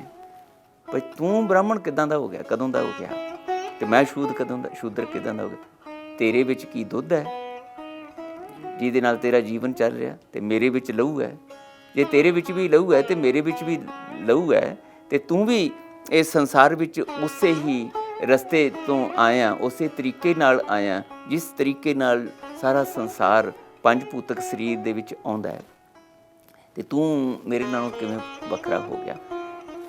ਮੈਂ ਤਾਂ ਉਸ ਨੂੰ ਪੰਡਿਤ ਮੰਨਦਾ, ਬ੍ਰਾਹਮਣ ਮੰਨਦਾ, ਜਿਹੜਾ ਵਾਹਿਗੁਰੂ ਜੀ ਦੇ ਨਾਲ ਜੁੜ ਗਿਆ, ਉਹਦੀ ਸਿਫਤ ਸਲਾਹ ਕਰਦਿਆਂ ਉਹਦਾ ਰੂਪ ਹੋ ਗਿਆ। ਕਹੇ ਕਬੀਰ ਜੋ ਬ੍ਰਹਮ ਵਿਚਾਰ ਹੈ ਸੋ ਬ੍ਰਾਹਮਣ ਕਹੀਤ ਹੈ। ਬ੍ਰਾਹਮਣ ਕਹੀਤ ਹੈ। ਹੁਣ ਰੋਜ਼ ਉਹਨਾਂ ਨੂੰ ਚੈਲੰਜ ਹੈ, ਰੋਜ਼ ਵੰਗਾਰ ਹੈ ਉੱਥੇ ਉਹਨਾਂ ਨੂੰ, ਤੇ ਰੋਜ਼ ਉਹਨਾਂ ਨੂੰ ਖਤਮ ਕਰਨ ਲਈ ਛੜਯੰਤਰ ਪੰਡਤਾਂ ਵੱਲੋਂ, ਮੁਲਾਣਿਆਂ, ਕਾਜ਼ੀਆਂ ਵੱਲੋਂ ਰਚੇ ਜਾਂਦੇ ਆ, ਜਿਹਦਾ ਕਬੀਰ ਜੀ ਦੀ ਬਾਣੀ ਵਿੱਚ ਜ਼ਿਕਰ ਹੈ। ਤਾਂ ਗੁਰੂ ਨਾਨਕ ਪਾਤਸ਼ਾਹ ਵਿਸ਼ੇਸ਼ ਤੌਰ 'ਤੇ ਉੱਥੇ ਗਏ ਨੇ, ਤੇ ਉਹਨਾਂ ਦਾ ਮਕਸਦ ਕੇਵਲ ਪੰਡਤਾਂ ਨਾਲ ਇਹ ਜਿਹੜੀਆਂ ਮਾੜੀਆਂ ਗੱਲਾਂ ਹੋ ਰਹੀਆਂ ਸੀਗੀਆਂ ਆਪਣੀ ਪੂਜਾ ਮਾਨਤਾ ਦੇ ਆਧਾਰ 'ਤੇ, ਕਰਮਕਾਂਡੀ ਤਰੀਕੇ ਨਾਲ, ਤੇ ਜਾਂ ਸ਼ੂਦਰ ਕਹਿ ਕੇ ਇਹਨਾਂ ਨੂੰ ਨੀਵੇਂ ਦਿਖਾਇਆ ਜਾ ਰਿਹਾ ਸੀ। ਮਹਾਰਾਜ ਵਿਸ਼ੇਸ਼ ਤੌਰ 'ਤੇ ਉੱਥੇ ਗਏ ਨੇ ਔਰ ਇਹਨਾਂ ਸੱਜਣਾਂ ਨੂੰ ਮਿਲੇ ਨੇ। ਤੁਹਾਡੀ ਜਾਣਕਾਰੀ ਲਈ ਭਗਤ ਬਾਣੀ ਜਿਹੜੀ ਹੈ ਨਾ, ਉਹ ਜਦੋਂ ਗੁਰੂ ਨਾਨਕ ਦੇਵ ਪਾਤਸ਼ਾਹ ਜੀ ਨੇ ਉਹਨੂੰ ਵਾਚਿਆ, ਉਹਨੂੰ ਸ਼ਾਮਲ ਕੀਤਾ ਹੈ, ਤੇ ਉਹ ਗੁਰੂ ਨਾਨਕ ਪਾਤਸ਼ਾਹ ਹਜ਼ੂਰ ਦੀ ਬਾਣੀ 'ਚੋਂ ਵੀ ਹਵਾਲੇ ਮਿਲਦੇ, ਤੇ ਦੂਸਰੇ ਗੁਰੂ ਸਾਹਿਬਾਨ ਦੀ ਬਾਣੀ 'ਚੋਂ ਵੀ ਹਵਾਲੇ ਮਿਲਦੇ ਹੈ। ਜਿਵੇਂ ਤੁਸੀਂ ਜ਼ਿਕਰ ਕੀਤਾ ਸੀਗਾ ਹੁਣੇ ਕਿ ਭਗਤ ਬਾਬਾ ਫਰੀਦ ਜੀ ਦੀ ਬਾਣੀ ਚੱਲ ਰਹੀ ਹੈ, ਤੇ ਉਹਦੇ ਵਿੱਚ ਹੀ ਮਹਲਾ ਤੀਜਾ ਆ ਗਿਆ ਹੈ, ਸ਼ਲੋਕ ਮਹਲਾ ਤੀਜਾ ਆ ਗਿਆ ਹੈ, ਤੇ ਉਸੇ ਤਰ੍ਹਾਂ ਦਾ ਹੀ ਸ਼ਲੋਕ ਹੈ ਜਿੱਦਾਂ ਦਾ ਬਾਬਾ ਫਰੀਦ ਜੀ ਦਾ ਹੈ। ਜਿੱਦਾਂ ਮਿਸਾਲ ਦੇ ਤੌਰ 'ਤੇ, ਤਨ ਤਪੈ ਤਨੂਰ ਜਿਉ, ਬਾਲਣ ਹੱਡ ਬੁਲੰਦ, ਪੈਰੀ ਥੱਕਾਂ ਸਿਰ ਜੋ ਨਾ, ਜੇ ਮੂੰਹ ਪਿਰੀ ਮਿਲਨ। ਤਾਂ ਨਾਲ ਹੀ ਲਿਖਿਆ ਮਹਲਾ ਤੀਜਾ, ਤਨ ਨਾ ਤਪਾਏ ਤਨੂਰ ਜਿਉ, ਬਾਲਣ ਹੱਡ ਨਾ ਬਾਲ, ਸਿਰ ਪੈਰੀ ਕਿਆ ਫੇਰੇ, ਅੰਦਰ ਪਿਰੀ ਸਮਾ। ਇਸੇ ਤਰ੍ਹਾਂ ਹੀ ਫਿਰ ਉਹ ਹੈ ਫਰੀਦਾ ਰੱਤੀ ਰਤ ਨਾ ਨਿਕਲੇ, ਜੇ ਚੀਰੇ ਸਭ ਕੋ, ਜੋ ਤਨ ਰਤੇ ਰੱਬ ਸਿੰਘ, ਤਿੰਨ ਤਨ ਰਤ ਨਾ ਹੋਏ। ਤੇ ਉਹਦੇ ਨਾਲ ਹੀ ਮਹਲਾ ਤੀਜਾ ਲਿਖਿਆ, ਫਰੀਦਾ ਰੱਤੀ ਰਤ, ਇਹ ਤਨ ਸਭੋ ਰਤ ਹੈ, ਰਤ ਬਿਨ ਤਨ ਨਾ ਹੋਏ, ਜੋ ਰਤੇ ਸ਼ੈ ਆਪਣੇ, ਤਿੰਨ ਤਨ ਲੋਭ ਰਤ ਨਾ ਹੋਏ। ਹੁਣ ਮਹਾਰਾਜ ਗੁਰੂ ਅਮਰਦਾਸ ਸਾਹਿਬ ਬਾਬਾ ਫਰੀਦ ਜੀ ਦੇ ਉਸ ਬਚਨ ਦੇ ਆਧਾਰ ਤੇ ਆਪਣਾ ਉੱਥੇ ਦੇ ਰਹੇ ਵਿਚਾਰ ਦੇ ਰਹੇ। ਇਹਦਾ ਮਤਲਬ ਹੈ ਵੀ ਗੁਰੂ ਅਮਰਦਾਸ ਸਾਹਿਬ ਕੋਲ ਬਾਬਾ ਫਰੀਦ ਜੀ ਦੀ ਬਾਣੀ ਪਈ ਹੈ, ਬਿਲਕੁਲ ਤਾਂ ਹੀ ਹੈ ਨਾ। ਇਸੇ ਕਰਕੇ ਗੁਰੂ ਅਰਜਨ ਦੇਵ ਪਾਤਸ਼ਾਹ ਜੀ ਨੇ ਉਸੇ ਹੀ ਬਚਨ ਦੇ ਨਾਲ ਇਸ ਬਚਨ ਨੂੰ ਗੁਰੂ ਗ੍ਰੰਥ ਸਾਹਿਬ 'ਚ ਅੰਕਿਤ ਕੀਤਾ ਹੈ। ਇੱਦਾਂ ਦੇ ਬਹੁਤ ਸਾਰੇ ਹਵਾਲੇ ਬਾਣੀ ਦੇ ਵਿੱਚ ਸਾਡੇ ਕੋਲ ਪਏ ਨੇ, ਜਿੱਥੇ ਲਿਖਿਆ ਹੈ ਨਾਲ ਰਲਾਏ, ਲਿਖਿਆ ਸ਼ਬਦ ਕਬੀਰ ਜੀ ਦਾ ਹੈ, ਨਾਲ ਰਲਾਏ ਲਿਖਿਆ ਮਹਲਾ ਪੰਜਵਾਂ। ਭਗਤ ਸੂਰਦਾਸ ਜੀ ਦੀ ਇੱਕੋ ਹੀ ਤੁਕ ਹੈ ਸਾਰੰਗ ਰਾਗ ਦੇ ਵਿੱਚ, ਛਾੜ ਮਨ ਹਰ ਬਿਮੁਖਨ ਕੋ ਸੰਗ। ਉਸ ਤੋਂ ਬਾਅਦ ਹੀ ਗੁਰੂ ਅਰਜਨ ਦੇਵ ਪਾਤਸ਼ਾਹ ਹਜ਼ੂਰ ਦਾ ਉਚਾਰਨ ਕੀਤਾ ਸ਼ਬਦ ਮਿਲ, ਲੇਕਿਨ ਉਸ ਸ਼ਬਦ ਦੇ ਵਿੱਚ ਉੱਪਰ ਹੈਡਿੰਗ ਮਹਲਾ ਪੰਜਵਾਂ ਦਾ, ਪਰ ਲਫ਼ਜ਼ ਜਿਹੜਾ ਨਾਨਕ ਦੀ ਬਜਾਏ ਉੱਥੇ ਸੂਰਦਾਸ ਵਰਤਿਆ। ਤਾਂ ਇਸ ਤਰੀਕੇ ਨਾਲ ਸਾਡੇ ਕੋਲ ਬਾਣੀ ਦੇ ਬਹੁਤ ਸਾਰੇ ਹਵਾਲੇ ਨੇ, ਜਿੱਥੋਂ ਸਾਨੂੰ ਇਹ ਪਤਾ ਲੱਗਦਾ ਹੈ ਕਿ ਗੁਰੂ ਸਾਹਿਬਾਨ ਕੋਲ ਭਗਤਾਂ ਦੀ ਬਾਣੀ ਗੁਰੂ ਸਾਹਿਬ ਨੇ ਆਪ ਇਕੱਤਰ ਕਰਕੇ ਨਾਲ ਨਾਲ ਰੱਖੀ। ਹੁਣ ਜਿਹੜਾ ਤੁਸੀਂ ਅਗਲਾ ਪ੍ਰਸ਼ਨ ਕੀਤਾ ਹੈ ਕਿ ਬਾਣੀ ਤੇ ਉਹਨਾਂ ਦੀ ਜਿਹੜੀ ਮਾਤ ਭਾਸ਼ਾ ਸੀਗੀ, ਜਾਂ ਜਿਹੜੀ ਬਾਣੀ ਨੂੰ ਉਹਨਾਂ ਨੇ ਲਿਖਤੀ ਰੂਪ ਦੇਣ ਵਾਸਤੇ ਜਿਹੜੀ ਲਿਪੀ ਵਰਤੀ, ਮਿਸਾਲ ਦੇ ਤੌਰ 'ਤੇ ਅੱਜ ਸਾਡੇ ਕੋਲ ਭਗਤ ਕਬੀਰ ਜੀ ਦੀ ਜਿੰਨੀ ਬਾਣੀ ਉਹਨਾਂ ਦੇ ਫਾਲੋਅਰ ਕੋਲ, ਉਹਨਾਂ ਦੇ ਸ਼ਰਧਾਲੂਆਂ ਸੇਵਕਾਂ ਕੋਲ, ਉਹਨਾਂ ਦੇ ਜਿਹੜੇ ਕਬੀਰ ਪੰਥੀ ਨੇ ਉਹਨਾਂ ਕੋਲ ਪਈ ਹੈ, ਉਹ ਸਾਰੀ ਬਾਣੀ ਦਾ ਸੰਗ੍ਰਹਿ ਅੱਜ ਵੀ 4 ਵੋਲੀਅਮ ਦੇ ਵਿੱਚ ਮਿਲਦਾ। ਉਹਨੂੰ ਬੀਜਕ ਗ੍ਰੰਥ ਕਹਿੰਦੇ ਆ, ਉਹ ਦੇਵਨਾਗਰੀ ਵਿੱਚ ਹੈ। ਔਰ ਇਹ ਵੀ ਤੁਹਾਡੀ ਜਾਣਕਾਰੀ ਲਈ ਦੱਸਿਆ ਕਿ ਉਹਦੇ ਵਿੱਚ ਆਹ ਰਾਗ ਨਹੀਂ ਹੈਗੇ ਜਿਹੜੇ ਰਾਗ ਗੁਰੂ ਗ੍ਰੰਥ ਸਾਹਿਬ ਦੇ ਵਿੱਚ। ਹੁਣ 2 ਗੱਲਾਂ ਨੇ, ਦੇਵਨਾਗਰੀ ਵਿੱਚ ਹੈ ਬਾਣੀ। ਉਸ ਦੇਵਨਾਗਰੀ ਵਿੱਚ ਲਿਖੀ ਹੋਈ ਕਬੀਰ ਜੀ ਦੀ ਬਾਣੀ ਨੂੰ ਜਦੋਂ ਗੁਰੂ ਅਰਜਨ ਦੇਵ ਪਾਤਸ਼ਾਹ ਹਜ਼ੂਰ ਦੇ ਰਾਹੀਂ ਗੁਰੂ ਗ੍ਰੰਥ ਸਾਹਿਬ 'ਚ ਸ਼ਾਮਲ ਕੀਤਾ ਗਿਆ ਤੇ ਉਹ ਬਾਣੀ ਉਸ ਤੋਂ ਪਹਿਲਾਂ ਹੀ ਗੁਰਮੁਖੀ ਲਿਪੀ ਦੇ ਵਿੱਚ ਉਹਦਾ ਲਿਪੀਅੰਤਰਣ ਹੋ ਗਿਆ ਹੈ। ਲਿਪੀਅੰਤਰਣ ਹੋ ਚੁੱਕਿਆ, ਤਾਂ ਹੀ ਗੁਰੂ ਅਮਰਦਾਸ ਸਾਹਿਬ ਜੀ ਜਿਹੜੇ ਨੇ ਉਸ ਬਾਣੀ ਦੇ ਵਿੱਚ ਆਪਣੀ ਬਾਣੀ ਜਿਹੜੀ ਹੈ ਉਹ ਸ਼ਾਮਲ ਕਰ ਰਹੇ ਨੇ ਤੇ ਉਹੀ ਸੇਮ ਲਿਪੀ ਹੈ। ਲਿਪੀ ਅੰਤਰਣ ਵੀ ਹੋਇਆ, ਉਸ ਦਾ ਲਿਪੀ ਅੰਤਰਣ ਹੋਣ ਕਰਕੇ, ਕਿਉਂਕਿ ਗੁਰਮੁਖੀ ਦੀ ਆਪਣੀ ਵਿਆਕਰਨ ਹੈ ਤੇ ਦੇਵਨਾਗਰੀ ਦੀ ਆਪਣੀ ਵਿਆਕਰਨ ਹੈ, ਤਾਂ ਵਿਆਕਰਣਕ ਰੂਪ ਵੀ ਬਦਲਿਆ, ਅੰਕ ਵੀ ਬਦਲੇ। ਗੁਰੂ ਗ੍ਰੰਥ ਸਾਹਿਬ ਵਿੱਚ ਜਿਹੜੀ ਬਾਣੀ ਦੀ ਤਰਤੀਬ ਹੈ, ਪਹਿਲਾਂ ਗੁਰੂ ਨਾਨਕ ਸਾਹਿਬ ਦੀ ਬਾਣੀ ਹੈ, ਫਿਰ ਗੁਰੂ ਅੰਗਦ ਸਾਹਿਬ ਜੀ ਦੀ, ਤੇ ਚਲੋ ਹੈ ਹੀ 62 ਸ਼ਲੋਕ ਨੇ ਤੇ ਉਹ ਨਾਲ ਨਾਲ ਵਾਰਾਂ ਦੇ ਵਿੱਚ ਦਰਜ ਨੇ। ਫਿਰ ਗੁਰੂ ਅਮਰਦਾਸ ਸਾਹਿਬ ਜੀ ਦੀ ਬਾਣੀ ਹੈ, ਫਿਰ ਗੁਰੂ ਰਾਮਦਾਸ ਸਾਹਿਬ ਜੀ ਦੀ, ਫਿਰ ਗੁਰੂ ਅਰਜਨ ਦੇਵ ਪਾਤਸ਼ਾਹ ਜੀ ਦੀ ਬਾਣੀ, ਫਿਰ ਇਸੇ ਤਰ੍ਹਾਂ ਭਗਤਾਂ ਦੀ ਬਾਣੀ ਜਿਹੜੀ ਹੈ। ਫਿਰ ਜਿੱਥੇ ਜਿੱਥੇ ਵੀ ਗੁਰੂ ਕੇ ਸਿੱਖ ਭਾਈ ਸਾਹਿਬ, ਭਾਈ ਸੱਤਾ ਬਲਵੰਤ ਜੀ, ਭਾਈ ਸਾਹਿਬ ਆਪਣੇ ਬਾਬਾ ਸੁੰਦਰ ਜੀ, ਉਹਨਾਂ ਦੀ ਬਾਣੀ, ਇਹਨਾਂ ਗੁਰਸਿੱਖਾਂ ਦੀ ਬਾਣੀ ਹੈ। ਇਸੇ ਤਰ੍ਹਾਂ ਹੀ ਆਪਣੇ 15 ਪੱਟ ਨੇ, ਵਾਹਿਗੁਰੂ 11 ਪੱਟ ਨੇ ਤੇ 15 ਭਗਤ ਨੇ। ਇਹਨਾਂ ਪੱਟਾਂ ਦੀ ਬਾਣੀ ਨੂੰ ਤੇ ਭਗਤਾਂ ਦੀ ਬਾਣੀ ਨੂੰ ਤੇ ਗੁਰਸਿੱਖਾਂ ਦੀ ਬਾਣੀ ਨੂੰ ਤਰਤੀਬ ਸੱਚੇ ਪਾਤਸ਼ਾਹ ਹਜ਼ੂਰ ਨੇ, ਗੁਰੂ ਅਰਜਨ ਦੇਵ ਮਹਾਰਾਜ ਨੇ ਦਿੱਤੀ। ਪਹਿਲਾਂ ਲਿਪੀਅੰਤਰਣ ਹੋਇਆ, ਫਿਰ ਉਸ ਨੂੰ ਰਾਗਬੱਧ ਕੀਤਾ ਗਿਆ, ਫਿਰ ਉਸ ਨੂੰ ਤਰਤੀਬ ਦਿੱਤੀ ਗਈ ਜੀ, ਤੇ ਫਿਰ ਸਾਡੇ ਕੋਲ ਇਹ ਬਾਣੀ ਜਿਹੜੀ ਹੈ ਪਹੁੰਚੀ। ਤਾਂ ਲਿਪੀਅੰਤਰਣ ਜਦੋਂ ਹੋਇਆ ਤੇ ਤੁਸੀਂ ਹੁਣ ਦੇਖੋਗੇ ਕਿ ਜੇ ਬੀਜਕ ਗ੍ਰੰਥ ਨੂੰ ਕਿਸੇ ਨੂੰ ਪੜ੍ਹਨ ਦਾ ਮੌਕਾ ਮਿਲੇਗਾ ਤੇ ਤੁਸੀਂ ਹੈਰਾਨ ਹੋਵੋਗੇ, ਨਾ ਤੇ ਉੱਥੇ ਉਹ ਰਾਗ ਹੈ, ਨਾ ਹੀ ਉਸ ਰੂਪ ਦੇ ਵਿੱਚ ਜਿਹੜਾ ਸ਼ਬਦ ਗੁਰੂ ਗ੍ਰੰਥ ਸਾਹਿਬ ਵਿੱਚ ਆਇਆ ਉਹ ਰੂਪ ਉੱਥੇ ਮਿਲਦਾ ਹੈ। ਸ਼ਬਦ ਉਹੀ ਹੀ ਹੈ, ਲੇਕਿਨ ਸ਼ਬਦਾਂ ਦਾ ਵੀ, ਲਫ਼ਜ਼ਾਂ ਦਾ ਵੀ ਫਰਕ ਹੈ ਤੇ ਲਿਪੀ ਦਾ ਵੀ ਫਰਕ ਹੈ, ਰਾਗ ਵੀ। ਇੱਦਾਂ ਹੀ ਬਾਬਾ ਜੈਦੇਵ ਜੀ ਦੇ ਪਦੇ ਨੇ, ਉਹ ਬੰਗਾਲ ਦੇ ਵਿੱਚ ਗੀਤ ਗੋਬਿੰਦ ਉਹ ਉਸ ਭਾਸ਼ਾ 'ਚ ਹੈ, ਉਹ ਵੀ ਲਿਪੀਅੰਤਰਣ ਹੋਇਆ। ਬਾਬਾ ਨਾਮਦੇਵ ਜੀ ਦੀ ਬਾਣੀ ਦੇ ਇਸੇ ਤਰ੍ਹਾਂ ਹੀ ਬਾਬਾ ਫਰੀਦ ਜੀ ਦੀ ਬਾਣੀ ਜਿਹੜੀ ਹੈ, ਉਹ ਭਾਵੇਂ ਭਾਸ਼ਾ ਜਿਹੜੀ ਹੈ ਉਹ ਲਹਿੰਦੀ ਪੰਜਾਬੀ ਹੈ, ਮੁਲਤਾਨੀ ਹੈ, ਪਰ ਉਹਦੀ ਜਿਹੜੀ ਲਿਪੀ ਹੈ ਉਹ ਉੱਥੇ ਪਾਕ ਪਟਨ ਵਿੱਚ ਅੱਜ ਵੀ ਜਿੱਥੇ ਬਾਬਾ ਫਰੀਦ ਜੀ ਦਾ ਅਸਥਾਨ ਹੈ ਉੱਥੇ ਉਹ ਬਾਣੀ ਪਈ ਹੈ। ਉਹ ਸ਼ਾਹਮੁਖੀ 'ਚ ਹੈ, ਜਿਸ 'ਚ ਅਸੀਂ ਉਰਦੂ ਫਾਰਸੀ ਲਿਖੀ ਦੇਖਦੇ ਹਾਂ, ਉਹ ਸ਼ਾਹਮੁਖੀ ਕਹਿੰਦੇ ਉਸ ਲਿਪੀ ਨੂੰ। ਆਪਾਂ ਜਿੱਦਾਂ ਗੁਰਮੁਖੀ ਕਹਿੰਦੇ ਆ, ਉਹਨੂੰ ਉਹ ਸ਼ਾਹਮੁਖੀ ਕਿਹਾ ਜਾਂਦਾ। ਤੇ ਉਹ ਬਾਬਾ ਫਰੀਦ ਜੀ ਦੀ ਬਾਣੀ ਸ਼ਾਹਮੁਖੀ ਵਿੱਚ ਹੈ। ਪਾਤਸ਼ਾਹ ਹਜ਼ੂਰ ਗੁਰੂ ਨਾਨਕ ਸਾਹਿਬ ਜਦੋਂ ਪਾਕ ਪਟਨ ਗਏ ਨੇ, ਉਹ ਬਾਣੀ ਉੱਥੋਂ ਲਿਆਂਦੀ ਗਈ ਹੈ, ਤਾਂ ਉਸ ਦਾ ਲਿਪੀਅੰਤਰਣ ਹੋਇਆ ਸ਼ਾਹਮੁਖੀ ਤੋਂ ਗੁਰਮੁਖੀ ਦੇ ਵਿੱਚ। ਤਾਂ ਕੁਦਰਤੀ ਉਹਦਾ ਵਿਆਕਰਣਕ ਰੂਪ ਵੀ ਬਦਲਿਆ। ਹੁਣ ਉੱਥੇ ਉਹ ਬਾਣੀ ਜਿਹੜੀ ਹੈ ਉਹਨਾਂ ਰਾਗਾਂ ਵਿੱਚ ਨਹੀਂ ਹੈ। ਇਸਲਾਮ ਦੇ ਵਿੱਚ ਤੇ ਰਾਗ ਸੰਗੀਤ ਵੈਸੇ ਹੀ ਜਿਹੜਾ ਸੀ ਉਹ ਮਨਾ ਸੀਗਾ, ਗੁਰੂਦੇਵ ਪਾਤਸ਼ਾਹ ਨੇ ਉਹਨੂੰ ਸੰਗੀਤਬੱਧ ਕੀਤਾ। ਇਹ ਗੁਰੂਦੇਵ ਦਾ ਉਪਕਾਰ ਹੈ ਸਾਡੇ ਤੇ। ਜਿਹੜੀ ਸ਼ੁਰੂ 'ਚ ਆਪਾਂ ਗੱਲ ਕੀਤੀ ਸੀਗੀ ਕਿ ਗੁਰੂਦੇਵ ਨੇ ਸਾਨੂੰ ਬਾਣੀ ਗਾਉਣ ਵਾਸਤੇ ਦਿੱਤੀ, ਪਹਿਲਾਂ ਆਪ ਗਾਈ, ਫਿਰ ਸਾਨੂੰ ਕੀਰਤਨ ਦੇ ਰੂਪ ਵਿੱਚ ਇਹ ਬਾਣੀ ਗਾਇਨ ਕਰਨ ਵਾਸਤੇ ਆਗਿਆ ਕੀਤੀ। ਪਾਠ ਵੀ ਕਰੋ, ਇਹਦੀ ਕਥਾ ਵਿਚਾਰ ਵੀ ਕਰੋ, ਪਰ ਇਹਨੂੰ ਗਾਓ। ਮਹਾਰਾਜ ਕਹਿੰਦੇ ਜਦੋਂ ਗਾਓਗੇ, ਗਾਵੀਐ ਸੁਣੀਐ ਮਨ ਰੱਖੀਐ ਪਾਓ, ਤਾਂ ਨਤੀਜਾ ਇਹ ਨਿਕਲੇਗਾ ਦੁੱਖ ਪਰ ਹਰ ਸੁੱਖ ਕਰ ਲੈ ਜਾਏ। ਗਾਉਣਾ ਗੁਰੂ ਘਰ ਦੇ ਵਿੱਚ ਗੁਰੂ ਵੱਲੋਂ ਦਿੱਤੀ ਹੋਈ ਇੱਕ ਅਤ ਵਿਸਮਾਦੀ ਵਡਮੁੱਲੀ ਦਾਤ ਹੈ, ਜਿਸ ਨੇ ਰਾਖਸ਼ ਬਿਰਤੀਆਂ ਵਰਗਿਆਂ ਨੂੰ, ਠੱਗ ਬਿਰਤੀਆਂ ਵਰਗਿਆਂ ਨੂੰ, ਪਸ਼ੂ ਬਿਰਤੀਆਂ ਵਰਗਿਆਂ ਨੂੰ ਬਦਲ ਕੇ ਬ੍ਰਹਮ ਗਿਆਨੀ ਬਣਨ ਦਾ ਸੁਭਾਗ ਅਵਸਰ ਮੌਕਾ ਦਿੱਤਾ ਹੈ, ਪਰਉਪਕਾਰ ਕੀਤਾ। ਸਿੰਘ ਸਾਹਿਬ ਜੀ, ਤੁਸੀਂ ਬਹੁਤ ਹੀ ਡੂੰਘੀ ਜਾਣਕਾਰੀ ਸਾਨੂੰ ਸ੍ਰੀ ਗੁਰੂ ਗ੍ਰੰਥ ਸਾਹਿਬ ਜੀ ਦਾ ਅੰਕ ਪ੍ਰਬੰਧ, ਤਰਤੀਬ ਦੇ ਬਾਰੇ, ਭਗਤ ਬਾਣੀ ਬਾਰੇ ਬੜੇ ਵਿਸਥਾਰ ਦੇ ਵਿੱਚ ਸਾਨੂੰ ਤੁਸੀਂ ਬਖਸ਼ਿਸ਼ ਕਰਕੇ ਦੱਸਿਆ।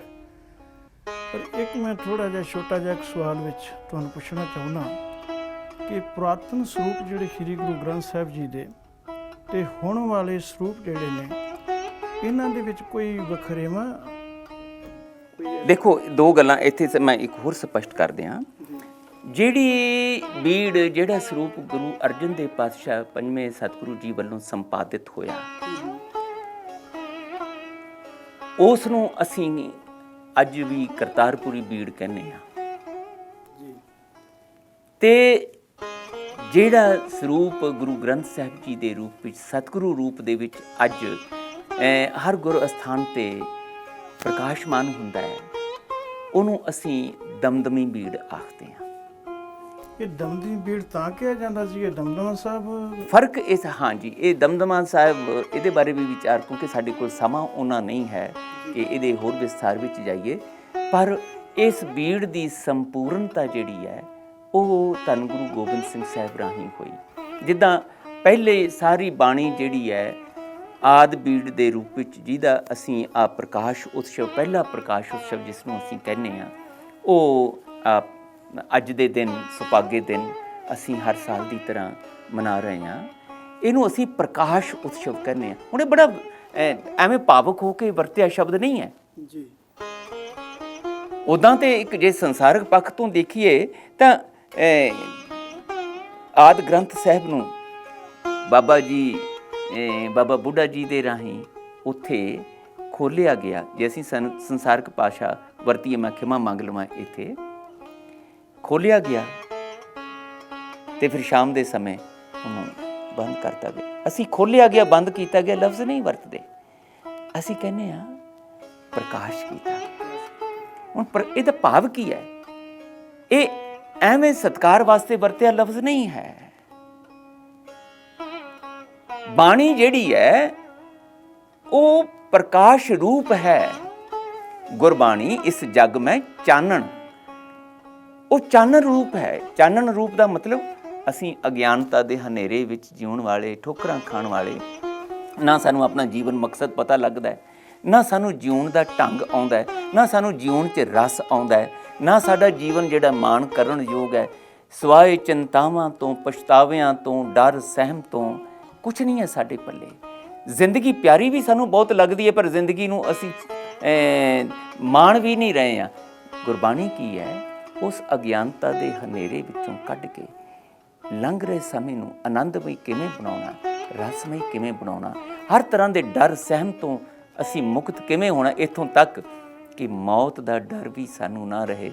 ਇੱਥੋਂ ਜਾਣ ਲੱਗਿਆਂ ਸਾਡੇ ਕੋਲ ਕੋਈ ਪਛਤਾਵਾ, ਚਿੰਤਾ ਨਾ ਹੋਵੇ। ਮੌਤ ਵੀ ਸਾਨੂੰ ਇੱਕ ਖੇਡ ਵਰਤਾਰਾ ਲੱਗੇ, ਇੱਦਾਂ ਲੱਗੇ ਕਿ ਆਏ ਵੀ ਹੁਕਮ 'ਚ ਸੀ ਤੇ ਜਾ ਵੀ ਹੁਕਮ 'ਚ ਰਹੇ ਹਾਂ। ਉਸ ਵੇਲੇ ਹੀ ਕਰਤਾ ਪੁਰਖ ਨੇ ਸਾਨੂੰ ਆਨੰਦ ਵਿੱਚ ਭੇਜਿਆ ਤੇ ਆਨੰਦ 'ਚ ਹੀ ਜਾਣਾ ਹੈ, ਹਰ ਪਲ ਆਨੰਦ 'ਚ ਗੁਜ਼ਰੇ। ਇਹ ਬਾਣੀ ਉਸ ਆਨੰਦਮਈ ਅਵਸਥਾ ਵਿੱਚ ਲਿਜਾਣ ਲਈ ਗਿਆਨ ਦਾ ਰੌਸ਼ਨ ਮੁਨਾਰਾ ਹੈ ਸਾਡੇ ਕੋਲ। ਹੁਣ ਜਦੋਂ ਉਹ ਬਾਣੀ ਦਾ ਸੰਗ੍ਰਹਿ ਗ੍ਰੰਥ ਰੂਪ ਦੇ ਵਿੱਚ ਤਿਆਰ ਹੋ ਗਿਆ, ਮਹਾਰਾਜ ਨੇ ਇਹਦਾ ਪ੍ਰਕਾਸ਼ ਕਰੋ, ਇਹ ਹੁਣ ਪ੍ਰਕਾਸ਼ਿਤ ਹੋ ਜਾਏ।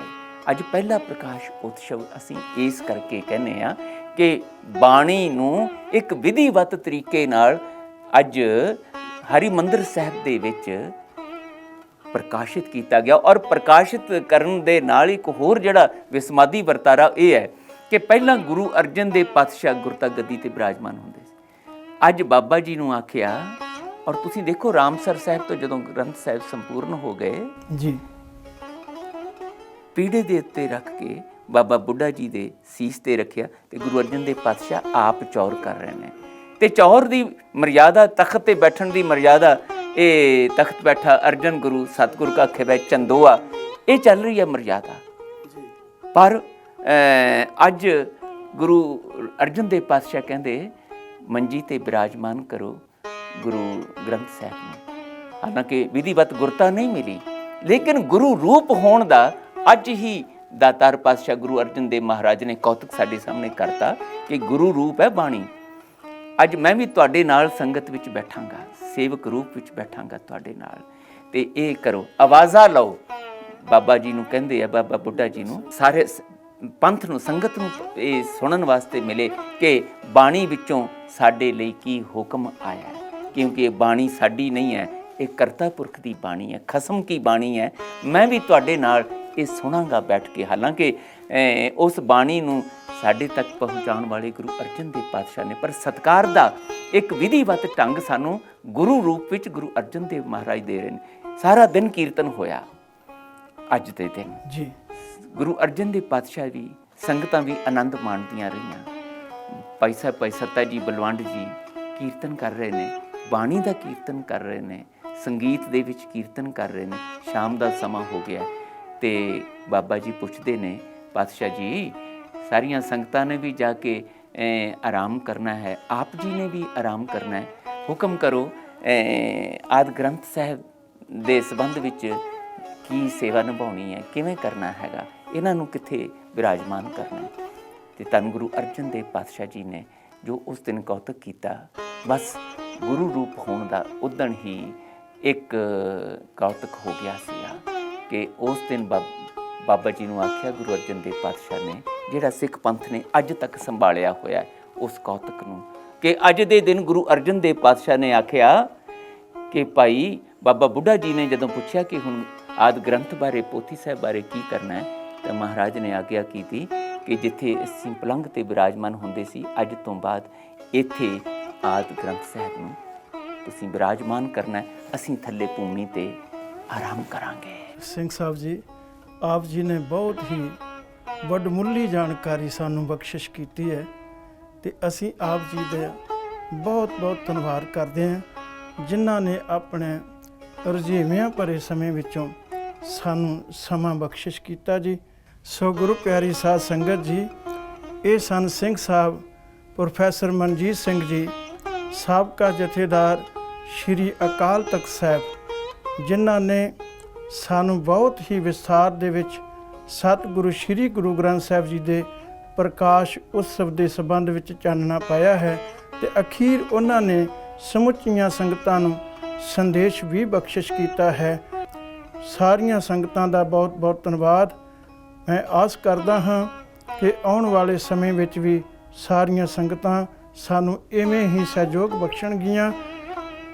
ਹੁਣ ਮੈਂ ਆਪ ਜੀ ਤੋਂ ਭਾਈ ਜਸਵੀਰ ਸਿੰਘ ਵੇਰਕਾ ਆਗਿਆ ਮੰਗਦਾ ਹਾਂ ਤੇ ਫਿਰ ਹਾਜ਼ਰ ਹੋਵਾਂਗੇ ਇੱਕ ਨਵੀਂ ਸ਼ਖਸੀਅਤ ਦੇ ਨਾਲ। ਤੁਸੀਂ ਦੇਖਦੇ ਰਹੋ ਸਾਂਝਾ ਟੀਵੀ। ਵਾਹਿਗੁਰੂ ਜੀ ਕਾ ਖਾਲਸਾ, ਵਾਹਿਗੁਰੂ ਜੀ ਕੀ ਫਤਿਹ।